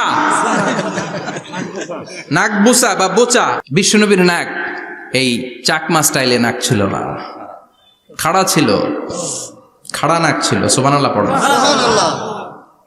মুফাল্লিজুল আসনান, দাঁতগুলো ছিল পরিপাটি। বিশ্বনবীর দাঁতের দিকে তাকালে, বিশ্বনবীর হাসির দিকে তাকালে মনে হতো হাসিতে যেন মুক্তা ঝরে। বিশ্বনবী দেখতে কেমন ছিল আন্দাজ পাচ্ছেন না মোটামুটি? এই চমৎকার দেহটা নিয়ে যখন আয়নার সামনে দাঁড়াতেন, বিশ্বনবী জোস জোস পোজ দিতেন না। এখনকার ছেলেপেলেরা বলে আয়নার সামনে দাঁড়াইয়া দেই জোস জোস পোজ, আছে না নাই? বিশ্বনবী জোস জোস পোজ দিতেন না। বিশ্বনবী আয়নার সামনে দাঁড়িয়ে বলতেন আল্লাহুম্মা হাসানতা খালকি ফাহসিন খুলুকি, ও আল্লাহ আমার চেহারাটা যেমনি আপনি সুন্দর বানিয়েছেন আমার হৃদয়টারেও সুন্দর করে দেয়। What a attitude, what an attitude! কি অ্যাটিটিউড ছিল ওনার! আমরা আয়নার সামনে সেজে পড়ে দাঁড়ালে চুলকে সাইজ করি, পাং করি, স্টাইল করে ডিজাইন করি। বিশ্বনবী সুন্দর চেহারাটা নিয়ে যখন আয়নার সামনে দাঁড়াতেন বলতেন আল্লাহ আমার চেহারাটা যেমনি সাদা হৃদয়টারেও সাদা করে দেন। কিছু মানুষ আছে চেহারা সাদা হৃদয় কালো, আছে না নাই? কিছু মানুষ আছে চেহারাটা কুচকুচে কালো অন্তরটা সাদা, এমন মানুষও আছে না নাই? বিশ্বনবীর ভেতরও সাদা বাহিরও সাদা। সুবহানাল্লাহ। আর এই সুন্দর সাদা দেহ নিয়ে আয়নায় দাঁড়িয়ে পড়তেন আল্লাহ চেহারা যেমনি সুন্দর চরিত্রটাও সুন্দর করে দেয়। এজন্য আয়নার সামনে দাঁড়িয়ে এই দোয়ার দরকার আছে না নাই? পড়তে রাজি আছেন? মনে থাকবে না মাহফিল শেষ ভুলে যাবেন? মনে থাকবে? আয়নার সামনে আপনি যখন দাঁড়াবেন, আপনার স্ত্রী যখন দাঁড়াবে, আপনার বাচ্চারা যখন দাঁড়াবে, বলে দিবেন বাবা আয়নার সামনে দাঁড়ানোর দোয়া পড়ো। কত অসাধারণ দোয়া! পড়েন আওয়াজ করে আমার সাথে, আল্লাহুম্মা হাসানতা খালকি ফাহসিন খুলুকি, আল্লাহুম্মা হাসানতা খালকি ফাহসিন খুলুকি। এর মানে আল্লাহ আমার চেহারাটা করেছো সুন্দর, আমার আচরণ আমার চরিত্রটাও সুন্দর করে দাও। চিৎকার করে পড়েন আমিন। তাহলে বিশ্বনবীর ব্যাপারে তিনটা কথা আমরা শুনবো বলেছিলাম, প্রথমটা শুনে ফেলেছি। মানে উনি দেখতে কেমন ছিল, উনি দেখতে কেমন ছিল, এর মধ্যে আমাদের আমলের কিছু নাই, শুধু বর্ণনা করা আর শোনা আর বিশ্বনবীকে ভালোবাসা, ঠিক কিনা? কারণ উনার না খাড়া, আমার তো খাড়া নাও হইতে পারে। উনি সুন্দর, আমি তো শ্যামলা হইতে পারি, কারণ এটা আল্লাহর দেয়া পরীক্ষা, ঠিক কিনা? দ্বিতীয় পয়েন্ট থেকে আমাদের আমল শুরু। দ্বিতীয় পয়েন্ট ছিল বিশ্বনবীর আচরণগত বৈশিষ্ট্য। আমার নবীর বিহেভিয়ার কেমন ছিল, কন্ডাক্ট সিস্টেম কেমন ছিল, ম্যানার কেমন ছিল, মানুষের সাথে কমিউনিকেশনটা কেমন ছিল, ব্যবহারিক জীবনটা কেমন ছিল, এগুলো আমল করার দরকার আছে না নাই? কষ্ট হচ্ছে? কষ্ট হচ্ছে? মনোযোগ আছে তো? মনোযোগ আছে না গেছে? আমরা এবার শুনবো বিশ্বনবীর আচরণ কেমন ছিল। বিশ্বনবী যখন রাস্তা দিয়ে হাঁটতেন, ইয়ামশি হাউনান, বিনয়ের সাথে হাঁটতেন। ইয়ামশি হাউনান, রহমানের বান্দারাও বিনয়ের সাথে রাস্তা দিয়ে হাঁটে, ঠিক কিনা? ওয়া ইবাদুর রহমানিল্লাযীনা ইয়ামশুনা আলাল আরদি হাওনাও ওয়া ইযা খাতাবাহুমুল জাহিলুনা ক্বালু সালামা। রহমানের বান্দারা যখন রাস্তা দিয়ে হাঁটে, বিনয়ের সাথে হাঁটে, তারা অহংকার প্রদর্শন করে না, মানুষের সাথে বিনয়ের সাথে রাস্তা দিয়ে হাঁটে। এজন্য রাস্তা দিয়ে যখন হাঁটবো বিনয়ের সাথে হাঁটবো। রাজি আছেন তো? নাকি অহংকার প্রদর্শন করে হাঁটবেন? বিশেষ করে যুবকেরা, 3-4 জন যুবক একসাথে হলে রাস্তায় ওদের আর কারো হুঁশ জ্ঞান থাকে না, পুরো দুনিয়াটাই মনে হয় দুনিয়াটাই আমার, আছে না নাই? না, মুরব্বীকেও সম্মান করবা, মহিলাদেরকে সম্মান করবা, তোমার জায়গায় তুমি হাঁটবা, ভদ্রভাবে হাঁটবা। ভদ্রভাবে হাঁটার দরকার আছে না নাই? উনি মুরব্বী, একদিন উনিও তোমার মতো যুবক ছিল, ঠিক কিনা? এই যে আমার কালো দাড়ি আজীবন কালো থাকবে? কথা বলেন। উনার সাদা দাড়ি ছোটবেলায় মনে সাদা দাড়ি নিয়ে আসছিল না? হ্যাঁ, উনিও একদিন তাগড়া যুবক ছিল। উনিও কোম্পানিগঞ্জ বাজারে দাঁড়ালে লোকজন তাকিয়ে থাকতো, ঠিক কিনা? তার মানে রং ধরা যৌবন জং ধরে শেষ। যৌবন সব সময় থাকে না, সার্টেন একটা পিরিয়ডের জন্য আল্লাহ দিয়েছে। এজন্য যুবক ভাইরা, তোমাদের রক্ত গরম, তোমাদেরকে বিনয়ী হতে হবে বেশি, ঠিক কিনা? রাজি আছো তো সবাই? বিশ্বনবী বিনয়ের সাথে হাঁটতেন। ওয়াকানা ইয়াতাবাসসাম, সবসময় মুচকি হাসতেন। কি করতেন? মুচকি হাসেন তো আপনারা? হাসেন না? মুচকি হাসবেন, কারণ মুচকি হাসতে পয়সা লাগে না। লাগে? মুচকি হাসি দেন তো একটা। এই যে সবার এখন মুচকি হাসি, পয়সা লাগছে? কথা কর। তাবাসসুমুকা ফি ওয়াজহি আখিকা সাদাকা, you would smile to your brother, it's a charity. তুমি তোমার ভাইয়ের দিকে তাকিয়ে যে মুচকি হাসবে, এত সদকা দেওয়ার সওয়াব হয়ে যাবে। বিশ্বনবী সব সময় মুচকি হাসতেন। হাসি 3 ধরনের, তাবাসসুম, দিহক, কাহকাহা। কাহকাহা মানে অট্ট হাসি, আলিফ লাইলার দত্তরা যেমন হাসি দেয় ওই হাসি। এটা নামাজের মধ্যে কেউ দিলে নামাজও শেষ, ওযুও শেষ। আর দিহক, হালকা আওয়াজে হাসি, সামান্য দাঁত দেখা যায় মাঝে মাঝে। বিশ্বনবী মজা করে এরকম হাসি দিতেন, কিন্তু সব সময় বিশ্বনবীর ঠোঁটের মধ্যে মুচকি হাসি লেগেই থাকতো। তাহলে আমরা বিনয়ের সাথে হাঁটবো, নাম্বার 1। নাম্বার 2, সবসময় মুচকি হাসবো। রাজি আছেন?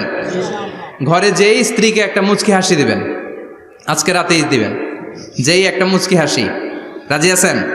হ্যাঁ, ভালোবাসা বাড়াই দিবে কে? কথা কয় না। ভালোবাসার কথা আসলে আওয়াজ কমে যায়। ভালোবাসার কথাও কোরআনে আছে না নাই? আল্লাহু আকবার। আল্লাহ দাম্পত্য জীবনের ভালোবাসা তুমি বাড়িয়ে দাও, আমিন। ইযাল তাফাতা ইলতাফাতা জামিআন, ইযাল তাফাতা ইলতাফাতা জামিআন। বিশ্বনবীর যদি ডানে বায়ে কোথাও তাকানোর দরকার হতো, উনি আর চোখে তাকাতেন না। অনেকে এইভাবে বসে আছে, ডানে এমনে তাকায়, এমনে আছে না নাই? এইভাবে এমনে তাকায়, আছে না নাই? এভাবে তাকানো যাবে না। বিশ্বনবী ডানে তাকানোর দরকার হলে ইলতাফাতা জামিআন, অ্যাবাউট টার্ন, ঘুরে যেতেন, ঘুরে এইভাবে তাকাতেন। আবার বায়ে তাকানোর দরকার হলে বুকটা নিয়ে, শরীরটা নিয়ে ঘুরে যেতেন, এইভাবে তাকাতেন। সুবহানাল্লাহ পড়বেন না? আর চোখে তাকানো কি ভালো স্বভাব? বিশ্বনবী ইদাল তাফাতা ইলতাফাতা জামিআন, যেদিকে তাকাবেন ওদিকে ফুল্লি মনোনিবেশ করতেন, তারপরে তাকাতেন। সুবহানাল্লাহ পড়েন। ওয়া কানা মুস্তাহিয়ান, লাজুক ছিলেন, বেশ লাজুক। এখন সমাজে লাজুকতা নাই, লাজ শরম আমরা হারাতে বসেছি, ঠিক কিনা? বিশ্বনবী আসাদ্দ হায়াআন মিনাল আযরা ফি খিদ্রিহা, যেই মেয়েদের বিয়ে হয় নাই, এমন ভার্জিন নারী, কুমারী নারী যারা পর্দার ভেতরে অনেক লাজুক হয়ে বসে থাকে, বিশ্বনবী পর্দার আড়ালের ওই কুমারী নারীদের চাইতেও বেশি লাজুক ছিলেন। এত লাজুক ছিলেন, এত লাজুক ছিলেন, লজ্জা পেলে চেহারাটা বিশ্বনবীর লাল হয়ে যেত। ছোট্টবেলায় হালিমাতুস সাদিয়ার বাড়িতে যখন দুধ খেতে গিয়েছিলেন, বিশ্বনবীর দুধমা হালিমাতুস সাদিয়া বলে, এই কুরাইশি মোহাম্মদ ছেলেটাকে কখনো কাঁদতে দেখি নাই। ক্ষুধা লাগলেও কাঁদে না, ব্যথা পেলেও কাঁদে না, শুধু লজ্জাস্থানের জায়গা থেকে কাপড়টা একটু সরে গেলে ছোট্ট মোহাম্মদ চিৎকার দিয়ে ওঠে। কি বোঝে সে? ক্ষুধা লাগলেও কাঁদতো না, ব্যথা পেলেও কাঁদতো না, লজ্জাস্থানের জায়গা থেকে কাপড় সরে গেলে বিশ্বনবী চিৎকার দিয়ে উঠতেন। সুবহানাল্লাহ পড়ে। এজন্য লজ্জা শরমের দরকার আছে না নাই? ইযা লাম তাস্তাহি ফাসনা মা শি'তা। যদি লজ্জা শরম না থাকে, যা মন চাই তাই করতে পারো। এটা আমাদের বাংলাদেশে ব্যাপক। লাজ শরম কিচ্ছু নাই। এজন্য লাজুকতার বড় দরকার। যেখানে যার বসা দরকার সে সেখানে যাবে। কিয়ামতের আগে যেই লোক যেই চেয়ারে বসার দরকার ওই লোক ওই চেয়ারে বসবে না। এটা হলো কিয়ামতের আলামত। জোরে কোন ঠিক কিনা? সভাপতি হওয়ার যোগ্যতা নাই, সভাপতি হয়, আছে না নাই? সেক্রেটারি হওয়ার যোগ্যতা নাই, সেক্রেটারি হয়, এরকম সমাজে আছে না নাই? নেতা হওয়ার যোগ্যতা নাই, নেতা হয়, আছে না নাই? সবগুলো কিয়ামতের আলামত। আমার বিশ্বনবী এমন লাজুক ছিলেন, বিশ্বনবীর মতো এমন লাজুক নবী আর কেউ ছিল নাকি? কথা বলেন। ওয়াকানা আসহাবুল মাইমানা, বিশ্বনবী ডানপন্থী ছিলেন। কি পন্থী? কি পন্থী? মুষ্টিবদ্ধ ডান হাতটাকে এরকম উপরের দিকে করেন আর চিৎকার করে বলেন, বিশ্বনবী কোন পন্থী ছিল? আমরা কোন পন্থী? জান্নাতে কারা ঢুকবে? কোন বামপন্থীর স্থান জান্নাতের ভেতরে হবে? চিৎকার করে বলেন, কোন নাস্তিক জান্নাতে ঢুকতে পারবে? এজন্য নবীদের মতো ডানপন্থী হতে হবে। জোরে কোন ঠিক কিনা?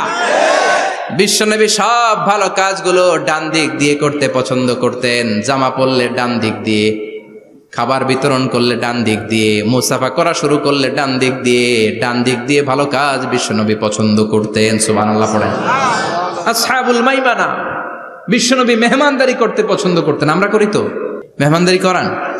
মেহমান ঘরে আসলে ভালো লাগে? খারাপ লাগে কার কার দেখি? সবার ভালো লাগে, কিন্তু আমরা অনেকে খুশি হই না।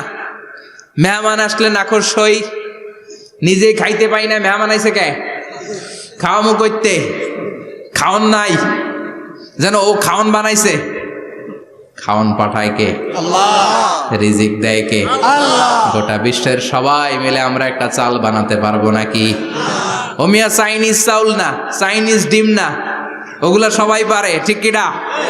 আল্লাহর বানানো ন্যাচারাল চাল, গাছের মধ্যে হওয়া যেই চাল, ধান আল্লাহ তৈরি করেছে, এরকম ধান, এরকম একটা পেয়ারা, এরকম ছোট্ট একটা কমলার টুকরা গোটা বিশ্বের সবাই মিলে বানাতে পারে নাকি? এজন্য রিজিকের মালিক কে?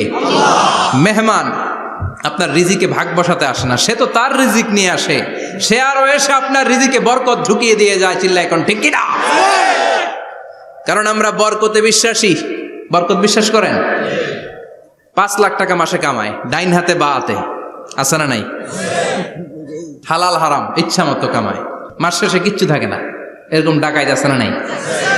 হসপিটালের একটা বিল পরিশোধ করতে 3 লাখ চলে যায়, ঋণের বোঝায় জর্জরিত, রাতে ঘুম নাই, তার মানে বরকত নাই। আরেকজনের বেতন 20,000, কয় হাজার? বাড়ি ভাড়া 6,000, বাজার খরচ 6,000, ছেলে মেয়ের স্কুলের বেতন 6,000, বেড়ায় দান করে আরো 1,000, আরো থাকে। সুবহানাল্লাহ পড়েন। দিস ইজ কল্ড বারাকা। 20,000-এর বেতনের ভেতরে বারাকা ছিল। 5 লক্ষ ইনকাম, 1 টাকাও নাই, ঠিক কিনা? এজন্য কোটি টাকার মালিক দেখলে মনে করবেন না অনেক সুখ। এই দুনিয়ার জীবনটা ধোঁকা, মোহাচ্ছন্ন হয়ে আছি আমরা। এটা ধোঁকা, এটা মরিচিকা, এটা চাকচিক্যময় একটা জায়গা। মৃত্যুর পর মনে হবে একটা দুঃস্বপ্ন ঘটেছিল আমার, বিশাল এক জগৎ পড়ে আছে সামনে। দুনিয়াটাই ধোঁকা, দুনিয়াটাই মোহের জায়গা। আমরা সবাই মোহাচ্ছন্ন হয়ে আছি। দুনিয়ার উদাহরণ হলো 3টা লাশ আর 4টা স্বর্ণের টুকরার সমান।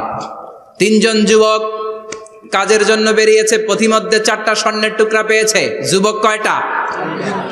স্বর্ণ পাইছে কয়টা? মহা খুশি, খুশিতে বাকবাকুম। 4টা স্বর্ণের বড় বড় টুকরা পাইছে। আমরা আজীবন খেলে বসে খেয়ে যেতে পারবো, কিচ্ছু লাগবে না আমাদের। 3 বন্ধু বলে ভাগ করি, আরেকজন বলে ক্ষুধা লাগছে। একজন যা বাজার থেকে রুটি কিনে নিয়ে আয়, খাওয়ার পরে ভাগ করবো। একজন রুটি কিনতে গেল, শয়তান 2টারে বুঝায়, ওইটারে মারতে পারলে ভাগ বটোয়ারা সহজ হবে। তোরা 2 জন স্বর্ণ 4টা, তুই নিবি 2টা, ও নিবে 2টা। হিসাব সহজ না? দুই বন্ধু প্ল্যান করছে, ওইটারে মাইরা তুই দুইটা আমি দুইটা। যেটা রুটি আনতে গেছে প্ল্যান করেছে রুটির মধ্যে বিষ মিশায় নেই, কি মিশাবো? বিষ। তাহলে বিষ খাওয়া রুটি খেয়ে ওই দুইটা সে সব পাবে, আমি পাবো। ভাগাভাগির কিছু নাই, সব যাবে আমার কাছে। 4টা স্বর্ণের টুকরার মালিক আমি। রুটির মধ্যে বিষ মেখে নিয়ে এসেছে, ওই দুই বন্ধু প্ল্যান অনুযায়ী ওইটারে ধরে মেরে ফেলছে। এবার মহা খুশি। এক বন্ধু কয়, এবার তো ভাগ বটর আর কিছু নাই, তুই দুইটা আমি দুইটা আগে খাইয়া লইস। আগে খাওয়ার পরে এই দুইটাও নাই।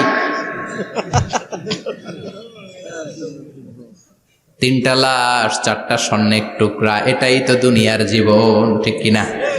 আসল জীবন কবর থেকে শুরু হবে, কোন ঠিক কিনা? একদিন মাটির ভেতরে হবে ঘরে মন আমার, কেন বাঁধো দালান ঘরে মন আমার, কেন বাঁধো দালান ঘর, ঠিক কিনা? দুনিয়ার জীবন আসল জীবন না, এটা মরিচিকা, এটা ধোঁকা, এটা মোহ, এটা শয়তানের চাকচিক্য। আসল জীবন কবরের জীবন। আসল জীবন সামনে পড়ে আছে, জন্য বরকতে বিশ্বাস করি আমরা, ঠিক কিনা? ল্যান্ড ক্রুজার দাপিয়ে বেড়ায়, বড় বড় টাওয়ারের মালিক, অনেক সম্পদের মালিক। এটা দেখেই মনে করবেন না অনেক সুখে আছে, ঘরে যেয়ে দেখেন কোনো সুখ নাই, ঠিক কিনা? সাধারণত টাকা যার বেশি দুঃখ তার বেশি, টাকা যার কম সুখ তার বেশি। সুবহানাল্লাহ পড়েন। আল কানাআতু মিনাল ইসলাম। এজন্য আমার শ্রমিক ভাইয়েরা, আপনাদের এক পা জান্নাতে এমনিই ঢুকে আছে। নামাজ পড়বেন, মা বাবার খেদমত করবেন, ইসলামের নিয়মগুলো মানবেন, দ্বিতীয় পাটাও জান্নাতে ঢুকায় দিবে কে? আল্লাহ। আর যারা কোটি কোটি টাকার পাহাড় বানিয়েছে, ওদের হিসাবের ফিরিস্তি অনেক বড়। বিশাল বাড়ির মালিক, ল্যান্ড ক্রুজার চালায়, সাবরোলেট চালায়, পোরশে, ফারারে, ল্যাম্বরগিনি চালায়, আছে না নাই? ঘরে সুখ নাই, রাতে ঘুম নাই, টেনশন আর টেনশন।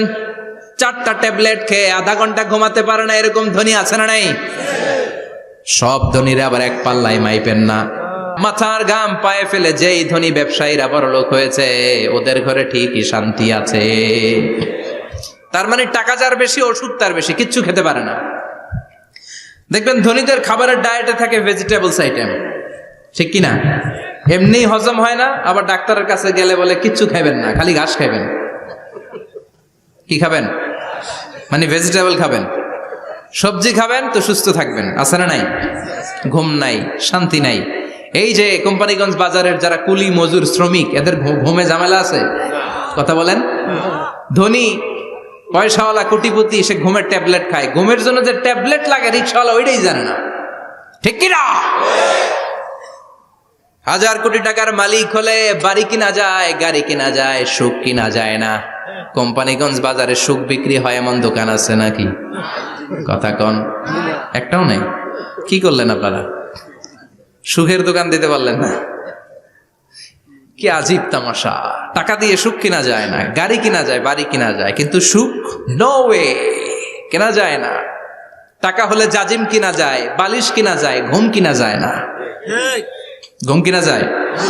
ফার্মেসিতে ডাক্তারের কাছে যে যদি বলেন 2000 টাকার ঘুম দেন, দিবে? ডাক্তার কি বলবে? দূর মিয়া, আমারই ঘুম আসে না, তোমারে আমি ঘুম বিক্রি করব। আচ্ছা না নাই? শ্রমিক ভাই, রিক্সাওয়ালাদের ঘুমের ঝামেলা নাই। যেখানে রাই তো ওইখানেই, যেখানে রাই তো ওইখানেই কাই। ওর মাথা লাগতে দেরি বিছানায়, নাক ডাকতে দেরি হয়, ওর নাকের ডাকের আওয়াজে ট্রাকের ইঞ্জিনও ফেল, ঠিক কিনা? এজন্য আমরা বরকতে বিশ্বাসী। অল্প খাবো, অল্প পড়বো, অল্প জমাবো, অল্পের ভেতর বরকত দিয়েছে কে? এজন্য মেহমান আসলে বিশ্বনবী খুশি হতেন, আমরাও মেহমান আসলে খুশি হব। রাজি আছি না নাই? সবাই রাজি? মেহমানদারি করাবেন তো? এরপরে বিশ্বনবী ইনসাফ করতেন। কি করতেন? ইনসাফ করতেন। বিচার করার সময় বিশ্বনবী ইনসাফ করতেন। গোটা বিশ্বকে ইনসাফ শিখিয়েছেন বিশ্বনবী। আমাদের দেশেও তো ইনসাফ হয় না? হাইকোর্টে, সুপ্রিম কোর্টে, গ্রাম্য সালিশে আছে? আছে? আহা, আহকামুল হাকিমিনের দরবারে সবগুলো বিচার আবার বসবে। চিল্লায় বলেন ঠিক কিনা? ও মিয়া, দুনিয়াতে বিচারপতি বিচারের রায় দেয়, ওই বিচারপতিরও বিচার আছে না নাই? সবচেয়ে বড় বিচারপতির নাম কি?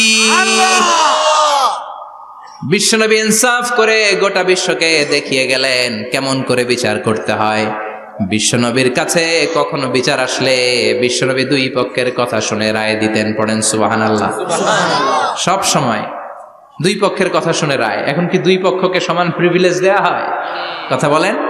কারণ কোরআন দিয়ে বিচার হয় না। কোরআন দিয়ে বিচার হোক আমরা চাই কি চাই না? আমার সংসদ ভবনের ভেতরে কোরআনের আইন দিয়ে সংসদ ভবন কায়েম হোক আমরা চাই কি চাই না? সেনাবাহিনীর ভেতরে দরবার হলগুলোতে যখন আলোচনা বসে কোরআন মাঝখানে থাকবে, চিল্লায় বলেন ঠিক কিনা? দেশের সবগুলো ক্যান্টনমেন্টের ভেতরে কোরআন থাকার দরকার আছে না নাই? সবগুলো আদালতের ভেতরে কোরআন থাকার দরকার আছে না নাই? কোরআনের আইন অনুযায়ী আমার দেশের সব নিয়ম কানুন চলবে আমরা চাই কি চাই না? এই কোরআনের আইনের বিরুদ্ধে যদি কোনো আইন পাশ করা হয় আমরা ওই আইনের বিরুদ্ধে চিৎকার করে বলেন ঠিক কিনা? আমরা এই কোরআনের জন্য সব বাজি রাখতে রাজি আছি। আমরা জীবন বাজি রাখতে রাজি আছি। আমরা দেহের তাজা রক্ত বিলিয়ে দিতে রাজি আছি। জোরে বলেন ঠিক কিনা? কোরআনের জন্য কে কে ময়দানে থাকতে রাজি আছেন? হাত উঁচু করে আল্লাহর দেখা।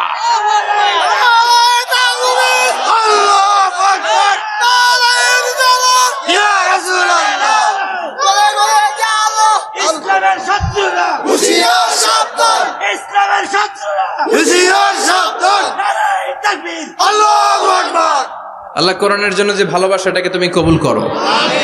আমরা যেন দেখে যেতে পারি যে এই দেশে কালেমার পতাকা পতপত করে উড়েছে। আমরা যারা ইসলামের পক্ষে, এটাই আমাদের অপরাধ। আমরা ইসলামকে একটা বিজয়ী শক্তি হিসেবে দেখতে চাই। আমরা ইসলামকে পার্লামেন্টের ভেতরে দেখতে চাই। আমরা কালিমার পতাকা পতপত করে উঠছে এটা দেখে যেতে মরতে চাই। চিল্লায় বলেন ঠিক কিনা? বিশ্বনবী ইনসাফ শিখালেন। বিচার আসলে দুই পক্ষের কথা শুনতেন। বিশ্বনবীর স্ত্রী সাওদা এসে বলে, নবী, আমি আপনার কুমারী বউ আয়েশার ঘরে তরকারি নিয়ে গিয়েছিলাম, ঝোল নিয়ে গিয়েছিলাম, কোন বর্ণনায় পায়েস নিয়ে গিয়েছিলাম। তরকারি দেওয়ার পরে আপনার স্ত্রী রেগে বলে, তরকারি দিলা কেন? আমি কি তরকারি রাঁধতে পারি না? আনলা কেন? রাগের চোটে তরকারির ঝোল নিয়ে পায়েস নিয়ে আমার গালের মধ্যে মাখিয়ে দিয়েছে আপনার বউ। আপনি তো শ্রেষ্ঠ বিচারক, ও নবী বিচার করে দেন। দুই বউয়ের মধ্যে ঝগড়া আছে না নাই?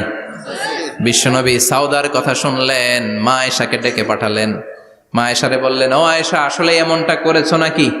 মা আয়েশা বলে, নবী, তখন আমার মেজাজটা বড্ড গরম ছিল, রাগের মাথায় ঝোল নিয়ে আমি সাউদার মুখে লাগিয়ে দিয়েছি। আসলে কাজটা ঠিক হয় নাই, আমারে ক্ষমা করেন। বিশ্বনবী দুইজনের কথা শুনে ঠান্ডা হয়ে বসলেন। সুবহানাল্লাহ। একজনের কথা শুনে রায় দেয় নাই, ঠিক কিনা? দুইজনের কথা শুনে বিশ্বনবী বললেন, আমার আদালতের রায় হচ্ছে কিসাস, টিট ফর ট্যাট। যেমন করেছো তেমন, ঘুষি মারলে ঘুষি, গুতা মারলে গুতা, ঠেলা মারলে ঠেলা, আছে না নাই? সাউদাকে যেমনি তুমি পায়েস মাখিয়ে দিয়েছ, সাউদাও পায়েসের বাটি থেকে কিছু পায়েস নিয়ে আয়েশার গালে মাখো। সুবহানাল্লাহ পড়েন। সাউদাও বিশ্বনবীর রায় অনুযায়ী বাটি থেকে পায়েসের ঝোল নিয়ে মা আয়েশার গালের মধ্যে মেখে দিলেন। মা আয়েশা কি আর করবেন, হেসে দিলেন।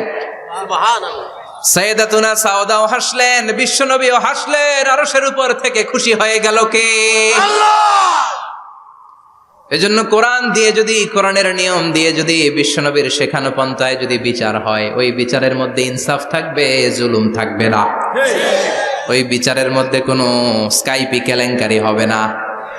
আমাদের টেলিফোনের ফোনালাপ ফাঁস হয়ে যায়, স্কাইপি ফাঁস হয়ে যায়, অনেক ঝামেলা হয়ে যায়, আছে না নাই?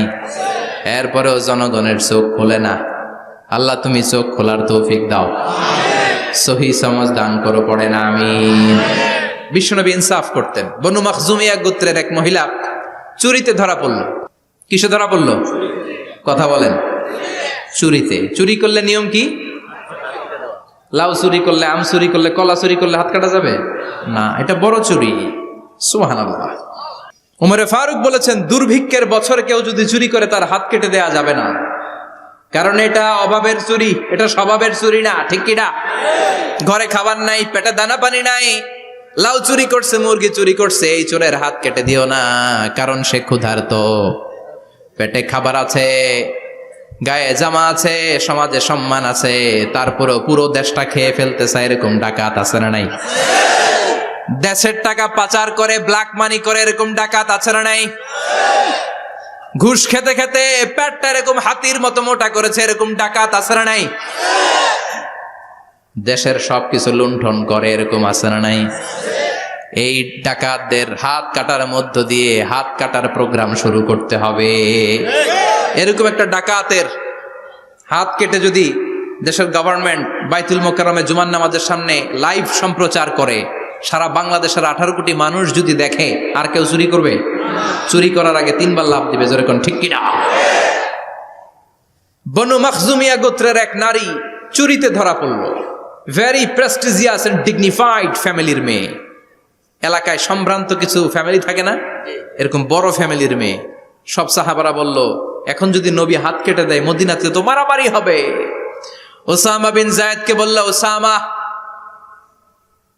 তুমি বিশ্বনবীর সবচেয়ে প্রিয় পাত্র, হুব্বু রাসূলিল্লাহ, তুমি যাও বিশ্বনবীরে বলো হাত যেন কেটে না দেয়। ওসামা যে বলে, নবী গো, সব সাহাবারা বলেছে এই মেয়ের হাত কাটলে মদিনায় ঝামেলা হবে, হাত কেটে দিয়েন না। এই কথা শুনে বিশ্বনবীর চেহারাটারে লাল করে দিল কে? বিশ্বনবী বললেন, ওসামা, কোত্থেকে এত বড় স্পর্ধা পেলি রে তুই ওসামা?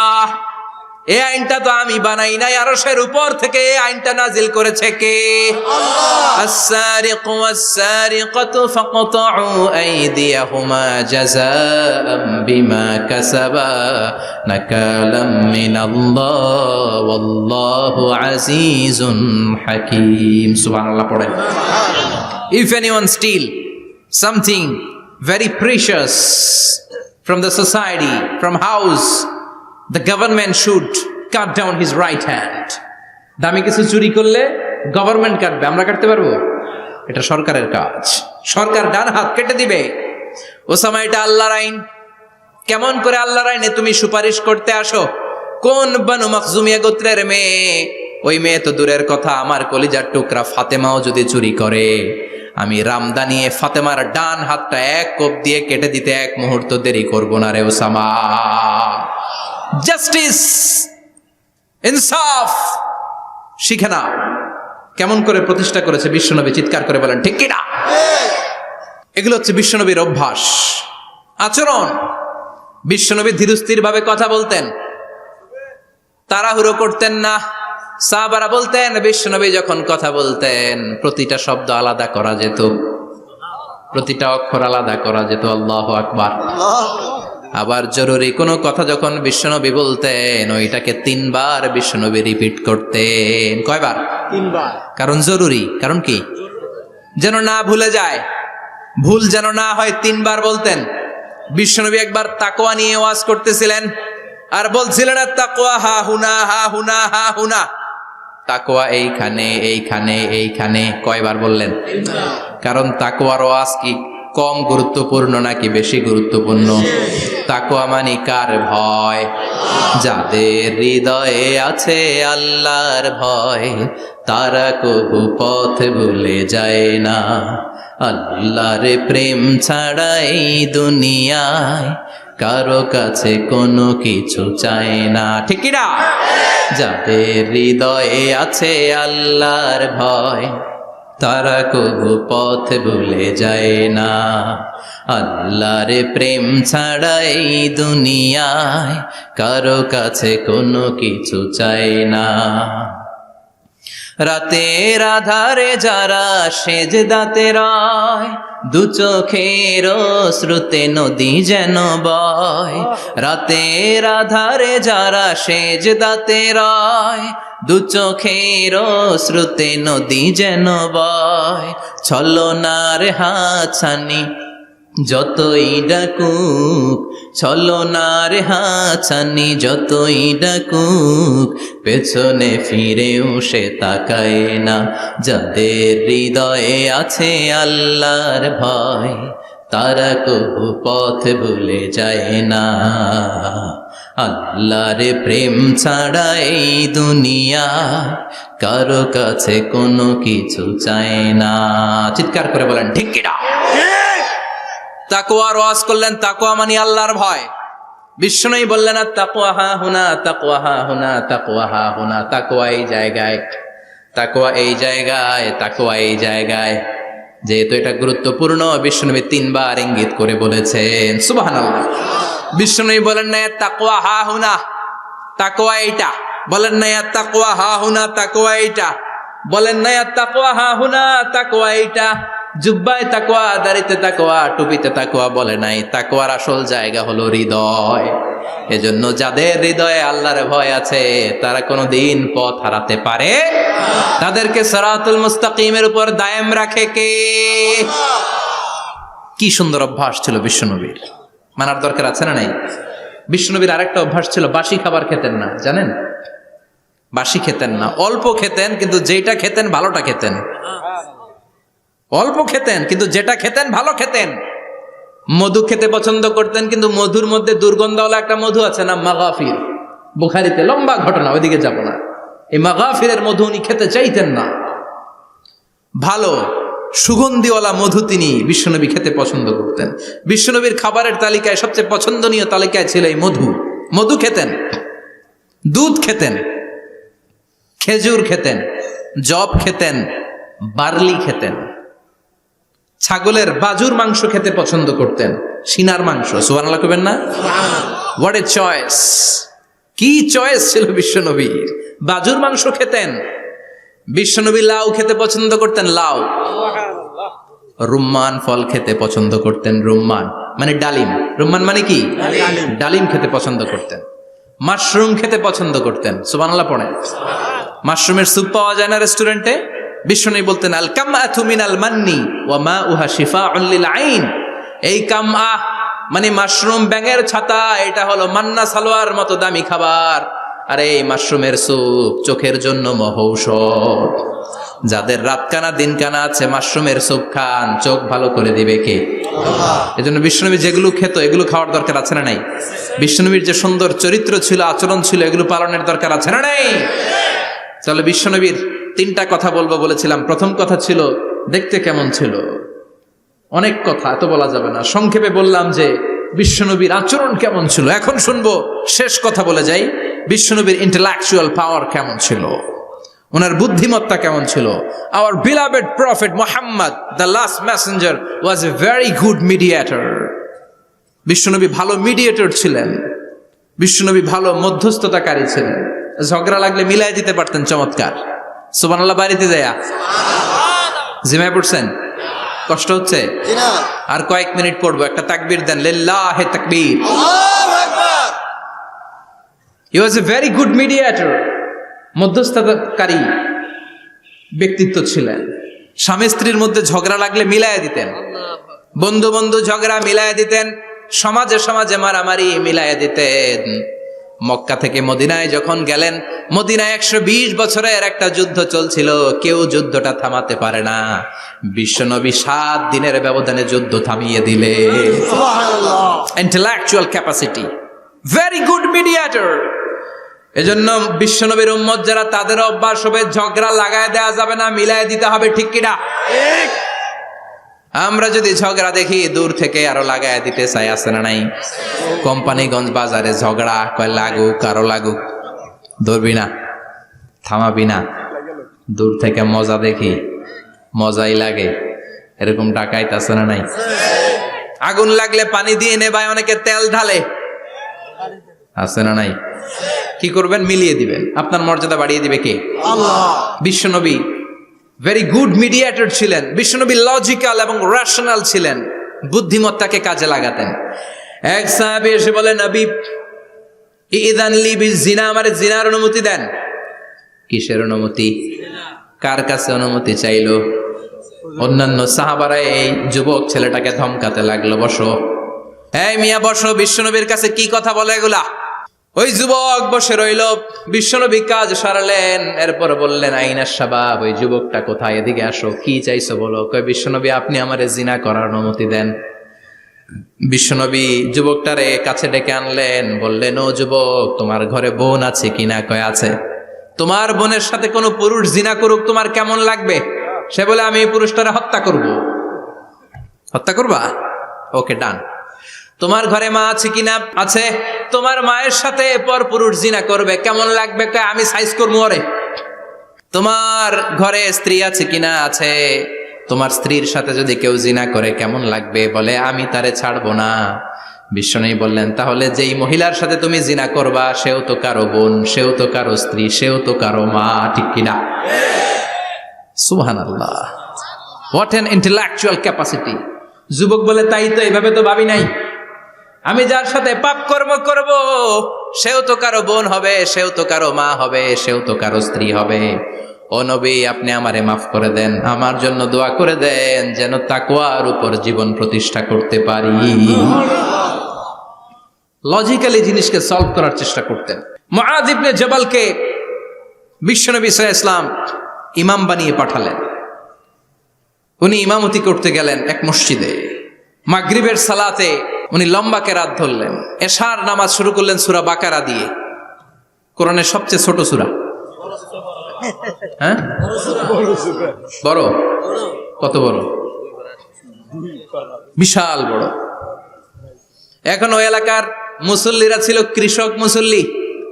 এক কৃষক মুসল্লি সাহাবী নামাজের পেছনে দাঁড়ালেন, দেখলেন বাকারা দিয়ে দৌড়ছে, কেরাত শেষ হয় না, আর দাঁড়িয়ে থাকতে পারে না, পায়ে ব্যথা করে, পিঠে ব্যথা করে। কিছুক্ষণ পর রেগে মেগে নামাজ ছেড়ে দিয়ে বারান্দায় নামাজ পড়ে বিশ্বনবীর কাছে বিচার দিতে গেলেন। যে বললেন, নবী এমন ইমাম পাঠাইছেন এশা পরে বাকারা দিয়া। বিশ্বনবীকে সর্বনাশ, মুআয তো ভেজাল লাগাই ফেলতেছে। ডেকে পাঠালেন, সহিহ বুখারীর বর্ণনা। বিশ্বনবী বললেন, মুআয, হোয়াট আর ইউ ডুইং দেয়ার? কি করছো তুমি সেখানে? আফাতানুন আনতা ইয়া মুআয? ও মুআয, তুমি কি ফিতনা বাজাও নাকি? তুমি কি ফিতনা ছড়াচ্ছ নাকি? খেটে খাওয়া মানুষ, কৃষক মানুষ, মাঝারি সাইজের কত সুন্দর সূরা আছে, ওয়াদ-দুহা ওয়াল-লাইলি ইযা সাজা, আল কারিআতু মাল কারিআ, আসনা নাই, আলহাকুমুত তাকাসুর, আসনা নাই।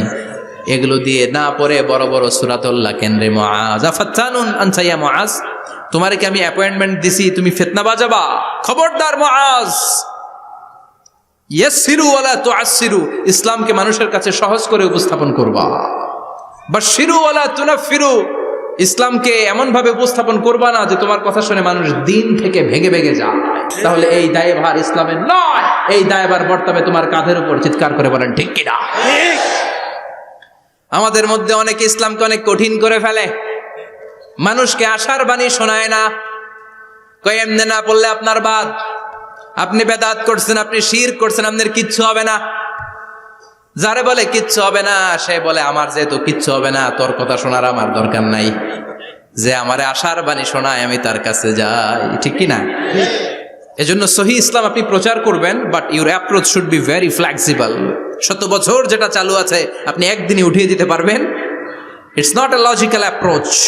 বিশ্বনবীর অ্যাপ্রোচ, বিশ্বনবীর রেশনাল ক্যাপাসিটি এমনটা ছিল না। সহজভাবে বুঝাবেন। আদ-দীনু ইউসরুন লা উসরা ফি, দিনটা হলো সহজ, দিনের মধ্যে কাঠিন্যতা নাই। সুবহানাল্লাহ, কি ক্যাপাসিটি! আমি যেমনি আপনাদেরকে নিয়ে বসে ওয়াজ করতেছি, বিশ্বনবী ওয়াজ করতেন, তবে সংক্ষিপ্ত ওয়াজ। আমরা আধা ঘন্টা করে যদি রাখতে চাই, হুজুর আরো আধা ঘন্টা করেন। তো আরো আধ ঘন্টা করে যদি শেষ করতে চাই, হুজুর আর 10 মিনিট করেন। হুজুর ওয়াজ অনেক টেস্ট লাগে, হুজুর নামাজ টেস্ট লাগে না। আচ্ছা না? নাই, ওয়াজ ভাল লাগে, নামাজ ভাল লাগে না, কিন্তু বিশ্বনবীর ওয়াজ ছিল সংক্ষিপ্ত। আর বিশ্বনবী বলতেন, one of the minor sign before the day of judgment, your lecture will be longer, your সালাত উইল বি শর্টার। কিয়ামতের আগে তোমাদের লেকচার, ইসলামী লেকচার লম্বা হবে, নামাজ হয়ে যাবে সংক্ষিপ্ত। এই আলামত সমাজে আছে না নাই? বিশ্বনবী সংক্ষিপ্ত কথা বলতেন, আর ওনার বুদ্ধিবৃত্তিক ক্যাপাসিটি কাজে লাগিয়ে তিনি বুঝাতেন। হাত দিয়ে ইঙ্গিত করতেন, আঙ্গুলের বিভিন্ন ব্যবহার সমাজে আছে না নাই? এরকম করলে এটারা লাইক বলে না, এরকম করলে বলে ডিসলাইক। আবার ক্রিকেটে এরকম করলে কয় ছক্কা, আবার একটা উড়াইলে কয় তুই যা। একটা মানে কি? আবার বিজয় দেখায় কেমনে? কথা কন, ভিক্টরি। আছে না নাই? বিশ্বনবীও এটাকে মডার্ন টিচিং মেথডোলজি বলে। আধুনিক শিক্ষা পদ্ধতিতে এখন দেখবেন যে আগে ব্ল্যাক বোর্ডে লিখতো, এখন হোয়াইট বোর্ডে লিখে মার্কার দিয়ে। আগে বই থেকে বুঝাতো, এখন ভিজুয়ালাইজ করে, ভিডিও দেখিয়ে শেখানো হয়, ঠিক কি না? বিশ্বনবী এটা করতেন। বিশ্বনবী একবার কিয়ামতের ওয়াজ করছেন, 2টা আঙ্গুলকে এরকম করে বললেন, আনা বুইস্তু আনা ওয়াস সাআতু কাহাতাইন, এই দুইটা আঙ্গুল যেমনি কাছাকাছি আমি এবং কিয়ামত এরকম কাছাকাছি নাজিল হয়েছি। আমি এবং কিয়ামত এরকম কাছাকাছি। বুইস্তু আনা ওয়াস সাআতু কাহাতাইন। আবার বলতেন আনা ওয়া কাফিলুল ইয়াতীমি কাহাতাইন, আমি এবং ইয়াতীমের রক্ষণাবেক্ষণকারী এই দুইজন জান্নাত এরকম কাছাকাছি থাকবো। কোন সুবহানাল্লাহ। এরকম আঙ্গুল দিয়ে বিশ্বনবী বুঝাতে চাইতেন। আবার মাটির মধ্যে খেজুর গাছের ডালা দিয়ে লম্বা একটা দাগ টানলেন, ডানে বায়ে অনেকগুলো দাগ টানলেন। সাহাবারা বললেন এটা কি? বিশ্বনবী বললেন এই যে দাগটা দেখলা, এই দাগটার নাম হলো সিরাতুল মুস্তাকিম। চিল্লায় বলেন এই দাগটার নাম কি? সিরাতুল মুস্তাকিম। আর ডানে বায়ে ছোট ছোট যে দাগগুলো দিলাম এগুলো হলো সুবুলুশ শায়তান, শয়তানের রাস্তা। সিরাতুল মুস্তাকিমে উঠলে শয়তানের রাস্তা থেকে অনেক হাতছানি আছে না নাই? ডানে বায়ে তাকানো যাবে না। সিরাতুল মুস্তাকিমে যে তুমি উঠেছো, চলতে থাকে বা চলা শুরু হলো দুনিয়াতে, শেষ হয়ে যাবে জান্নাতে। সুবহানাল্লাহ। বিশ্বনবী মাঝে মাঝে বুঝানোর জন্য প্রশ্ন করতেন, কারণ প্রশ্ন ছুড়ে দিলে মানুষের মধ্যে জানার আগ্রহ বাড়ে না কমে? কথা বলেন। আমি যদি একটা প্রশ্ন করি আর বললাম উত্তর দেন, কেউ পারতেছেন, একটু ঠেকা ঠেকা ভাব, ঠেকে যাচ্ছেন, তখন হুট করে উত্তরটা বললে এটার জীবনে ভুলবেন না, ভুলবেন? কারণ ওই যে ঠেকছেন, শিখছো কোথায়? ঠেকছি যেথায়, ঠিক কিনা? বিশ্বনবী প্রশ্ন করতেন। বিশ্বনবীর এই প্রশ্নটা বলে শেষ করছি। বিশ্বনবী সাহাবাদের মাঝখানে ওয়াজ করতেছেন আর বলতেছেন ইন্না মিনাশ শাজারি শাজারা লা ইয়াসকুতু ওয়ারাকুহা মাসালুহু কামাসালিল মুসলিম। বললেন আমাদের এই ভূখণ্ডে এমন একটা গাছ আছে যেই গাছের পাতা ঝরে না, এই গাছের দৃষ্টান্ত মুমিনের দৃষ্টান্তের মতো। বলো তো গাছটা কি? কে জানো? কেউ কথা কয় না। কি গাছ? কি গাছ? কেউ কথা কয় না, কেউ বলতে পারে না। কেউ বলে শাজারাতুল বাওয়াদি, ওই ক্যাকটাস গাছ, পাহাড়ি গাছ, ওই গাছ, সেই গাছ, কেউ বলতে পারে নাই। বিশ্বনবী বললেন কেউ পারো নাই? সঠিকটা শুনে নাও, ইন্নাহা নাখলা, এটা খেজুর গাছ। সুবহানাল্লাহ পড়েন। সাহাবীরা ভাবছে এটা তো ঘরের পাশে আছে, এটা মনে কয় নাই। সব ঘরের চিপায় আরব দেশে খেজুর গাছ, সাহাবারা ভাবছে এটা তো ঘরের গাছ, এটা মনে হয় জিজ্ঞেস করে না, এই জন্য দূরে দূরে চিন্তা করছে। কোন সুবহানাল্লাহ। সব সাহাবীরা বাড়িতে ফিরে গেলেন। ওমরে ফারুক, ওনার ছেলে আব্দুল্লাহ ইবনে ওমরও গেল। আব্দুল্লাহ বলে আব্বা, বিষ্ণুনবী যে জিজ্ঞেস করেছিল বলো তো কোন গাছের পাতা ঝরে না, যেই গাছের দৃষ্টান্ত মুমিনের দৃষ্টান্তের মতো, আপনারা কেউ পারেন নাই, আমি কিন্তু জানতাম এটা খেজুর গাছ। ওমরে ফারুক বললেন বেটা কইলি না কেন? কইতে পারলে নবীর সামনে আমার কলিজাটা এত বড় হয়ে যেত। আমার কলিজার টুকরা ছেলে পেড়েছে, কেউ পারে নাই। আব্দুল্লাহ বলে বাপ চাচা আপনারা কেউ পারেন না, আমি কই কেমনে? শরম লাগছে, শরম। সুবহানাল্লাহ কইবেন না? QA session, questioning answering session করে বিশ্বনবী সাহাবাদেরকে শিখাতে চাইতেন। এজন্য এ নবী এমন নবী যে নবীর পুরো জীবনের প্রতিটি ইঞ্চি ইঞ্চি জায়গাতে আমাদের জন্য শিক্ষা আছে না নাই? এই শিক্ষাগুলো গ্রহণ করতে রাজি আছেন তো? যা শুনলাম আমল করতে রাজি আছেন তো? বিশ্বনবীর জীবনী গ্রন্থ বেশি বেশি স্টাডি করতে রাজি আছেন ইনশাআল্লাহ? 2-4 জন কইছে খালি। সবাই রাজি আছেন তো ইনশাআল্লাহ? যাদের ঘরে বিশ্বনবীর কোনো জীবনী নাই, বাংলা অনেক জীবনী গ্রন্থ পাওয়া যায়। বিশ্বনবীর জীবনী হচ্ছে আমাদের জন্য মডেল, ঠিক কিনা? এবং এই মডেল অনুযায়ী যদি আমাদের জীবনকে আমরা সাজাতে পারি, জান্নাতের দুয়ারগুলো আমাদের জন্য খোলা রাখবে কে? আল্লাহ। আল্লাহ আমাদের সবাইকে কথাগুলো বুঝার ও আমল করার তৌফিক দান করুক। আমরা পড়ি আমিন। আমিন। যতগুলো কথা বলেছি কোরআন সুন্নাহর আলোকে বলেছি, বানিয়ে কিছু বলি নাই। তারপরেও আমার মনের অজান্তে কোনো মিস ইনফরমেশন যদি আমার মুখ ফসকে বেরিয়ে যায়, সেগুলো যেন আল্লাহ তাআলা আপনাদের স্মৃতিপট থেকে মুছে দেয়। আমরা পড়ি আমিন। সত্য, সুন্দর, কল্যাণকর, হকের পক্ষে যা বললাম তার সবটুকুন আল্লাহ তাআলা প্রথমে আমাকে এবং আপনাদের সবাইকে আমলের তৌফিক দান করে। আমরা পড়ি আমিন। আপনারা সবাই ভালো থাকবেন, সুস্থ থাকবেন, সুন্দর থাকবেন, কোরআনের সাথে থাকবেন। সুবহানাকাল্লাহুম্মা বিহামদিকা আশহাদু আল্লা ইলাহা ইল্লা আনতা আস্তাগফিরুকা ওয়া আতুবু ইলাইক। ইয়া রাব্বি লাকাল হামদু কামা ইয়ানবাগি লিজালালি ওয়াজহিকা ওয়া আযীমি সুলতানিক। লাকাল হামদু বিল ঈমান, লাকাল হামদু বিল কুরআন, লাকাল হামদু বিল ইহসান। রাব্বানা যালামনা আনফুসানা ওয়া ইল্লাম তাগফির লানা ওয়াতারহামনা লানাকুনান্না মিনাল খাসিরিন। রব্বুল আলামিন গভীর রাত বিশ্ব নবীর জীবনী থেকে চমৎকার কিছু কথা শুনে আমরা তোমার দরবারে দুটি হাত পেতে দিলাম। আমাদের হাত দুইখানা তুমি কবুল আর মঞ্জুর করে দাও। আমরা সবাই গুনাহগার, গুনাহমদের বেশুমার, এমন কোনো গুনাহ নাই আমরা করি নাই। রব্বুল আলামিন তোমার কাছে ক্ষমা চাই, আমাদের সবাইকে তুমি মাফ করে দাও। আব্বা আম্মা, দাদা দাদি, নানা নানি, চাচা চাচি, খালা খালু, মামা মামি, পাড়া প্রতিবেশী, দেশি কেশি সবাইকে মাফ করে দাও। আমাদের যত আত্মীয় স্বজন কবরের বাসিন্দা, প্রত্যেকের কবরগুলোর জান্নাতের বাগান বানিয়ে দাও। রব্বুল আলামিন আজকের এই কোম্পানিগঞ্জের বাজারের মধ্যে আমার শ্রমিক ভাইয়েরা সারাটা দিন খাটাখাটুনি করে তোমার এই কোরআনের বাগানটারে সফল করেছে। আল্লাহ, টাকা দিয়ে, পয়সা দিয়ে, বুদ্ধি দিয়ে, পরামর্শ দিয়ে যারা আজকে এই কোরআনের বাগানকে সফল করলো, কিয়ামতের দিন কঠিন মুসিবতের কালে আজকের এই মাহফিলটারে তুমি আমাদের নাজাতের ওসিলা বানিয়ে দাও। এলাকার প্রতিটা ফ্যামিলিকে তুমি জান্নাতি ফ্যামিলি হিসেবে কবুল করে নাও। আমাদের ছেলে মেয়েগুলোর তুমি মানুষের মতো মানুষ বানাও। আমাদের সংসারের সুখ শান্তি তুমি বাড়িয়ে দাও। 5 ওয়াক্ত সালাত যেন জামাতের সাথে আদায় করতে পারি তৌফিকে দাও। প্রতিদিন কোরআন যেন অধ্যয়ন করতে পারি তৌফিকে দাও। বিশ্ব নবীর জীবনী গ্রন্থ পড়ে পড়ে জীবনটা যেন আলোকিত করতে পারি তৌফিকে দাও। আমার দেশের উপর তুমি তোমার খাস রহমত নাজিল করো আল্লাহ। তোমার স্পেশাল রহমতের চাদর দিয়ে আমার বাংলার জমিনের 56,000 বর্গ মাইলকে তুমি ঢেকে দাও।